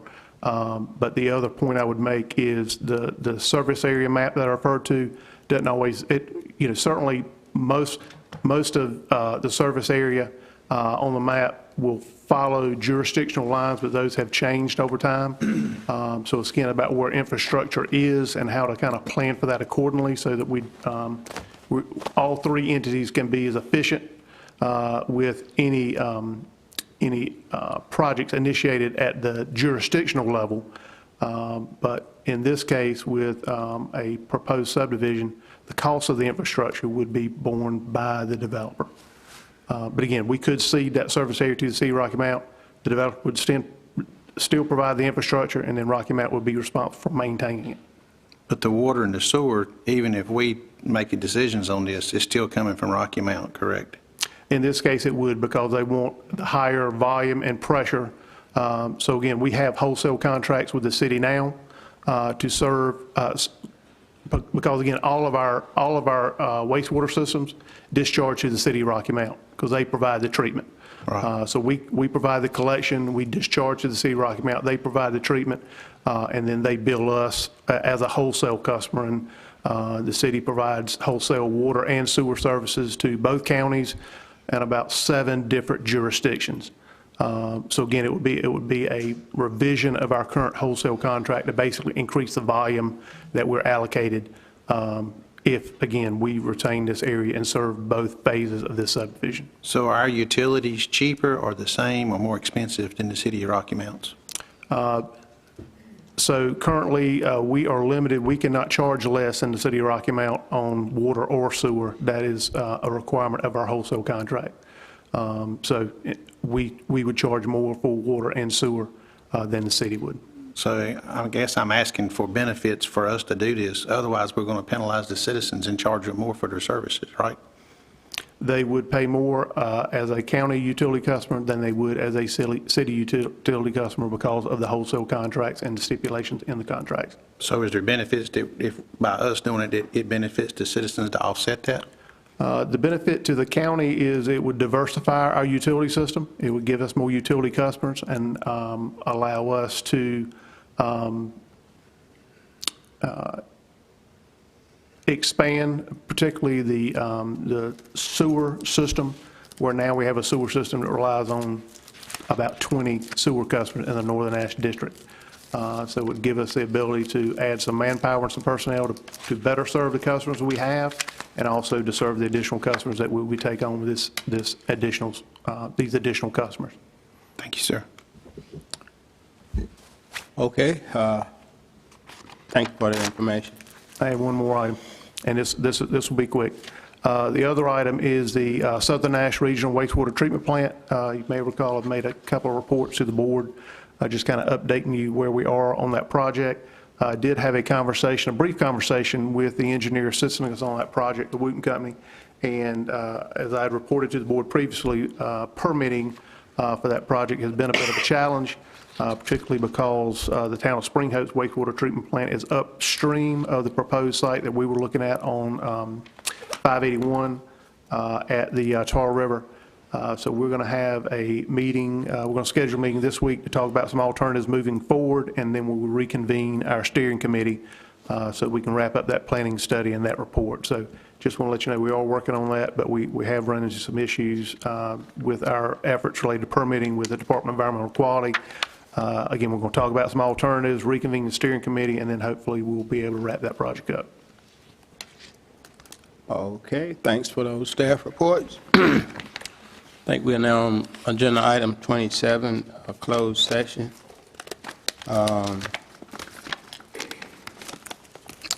Call for a motion for closed session to discuss economic development, attorney-client privilege, and personnel. Do we intend to take any action after our closed session, county manager and attorney? No, sir. Okay. We anticipate no action by the board after our closed session. Is there a motion to go into closed session? So moved. A move by Commissioner Howell. There's a second. Second.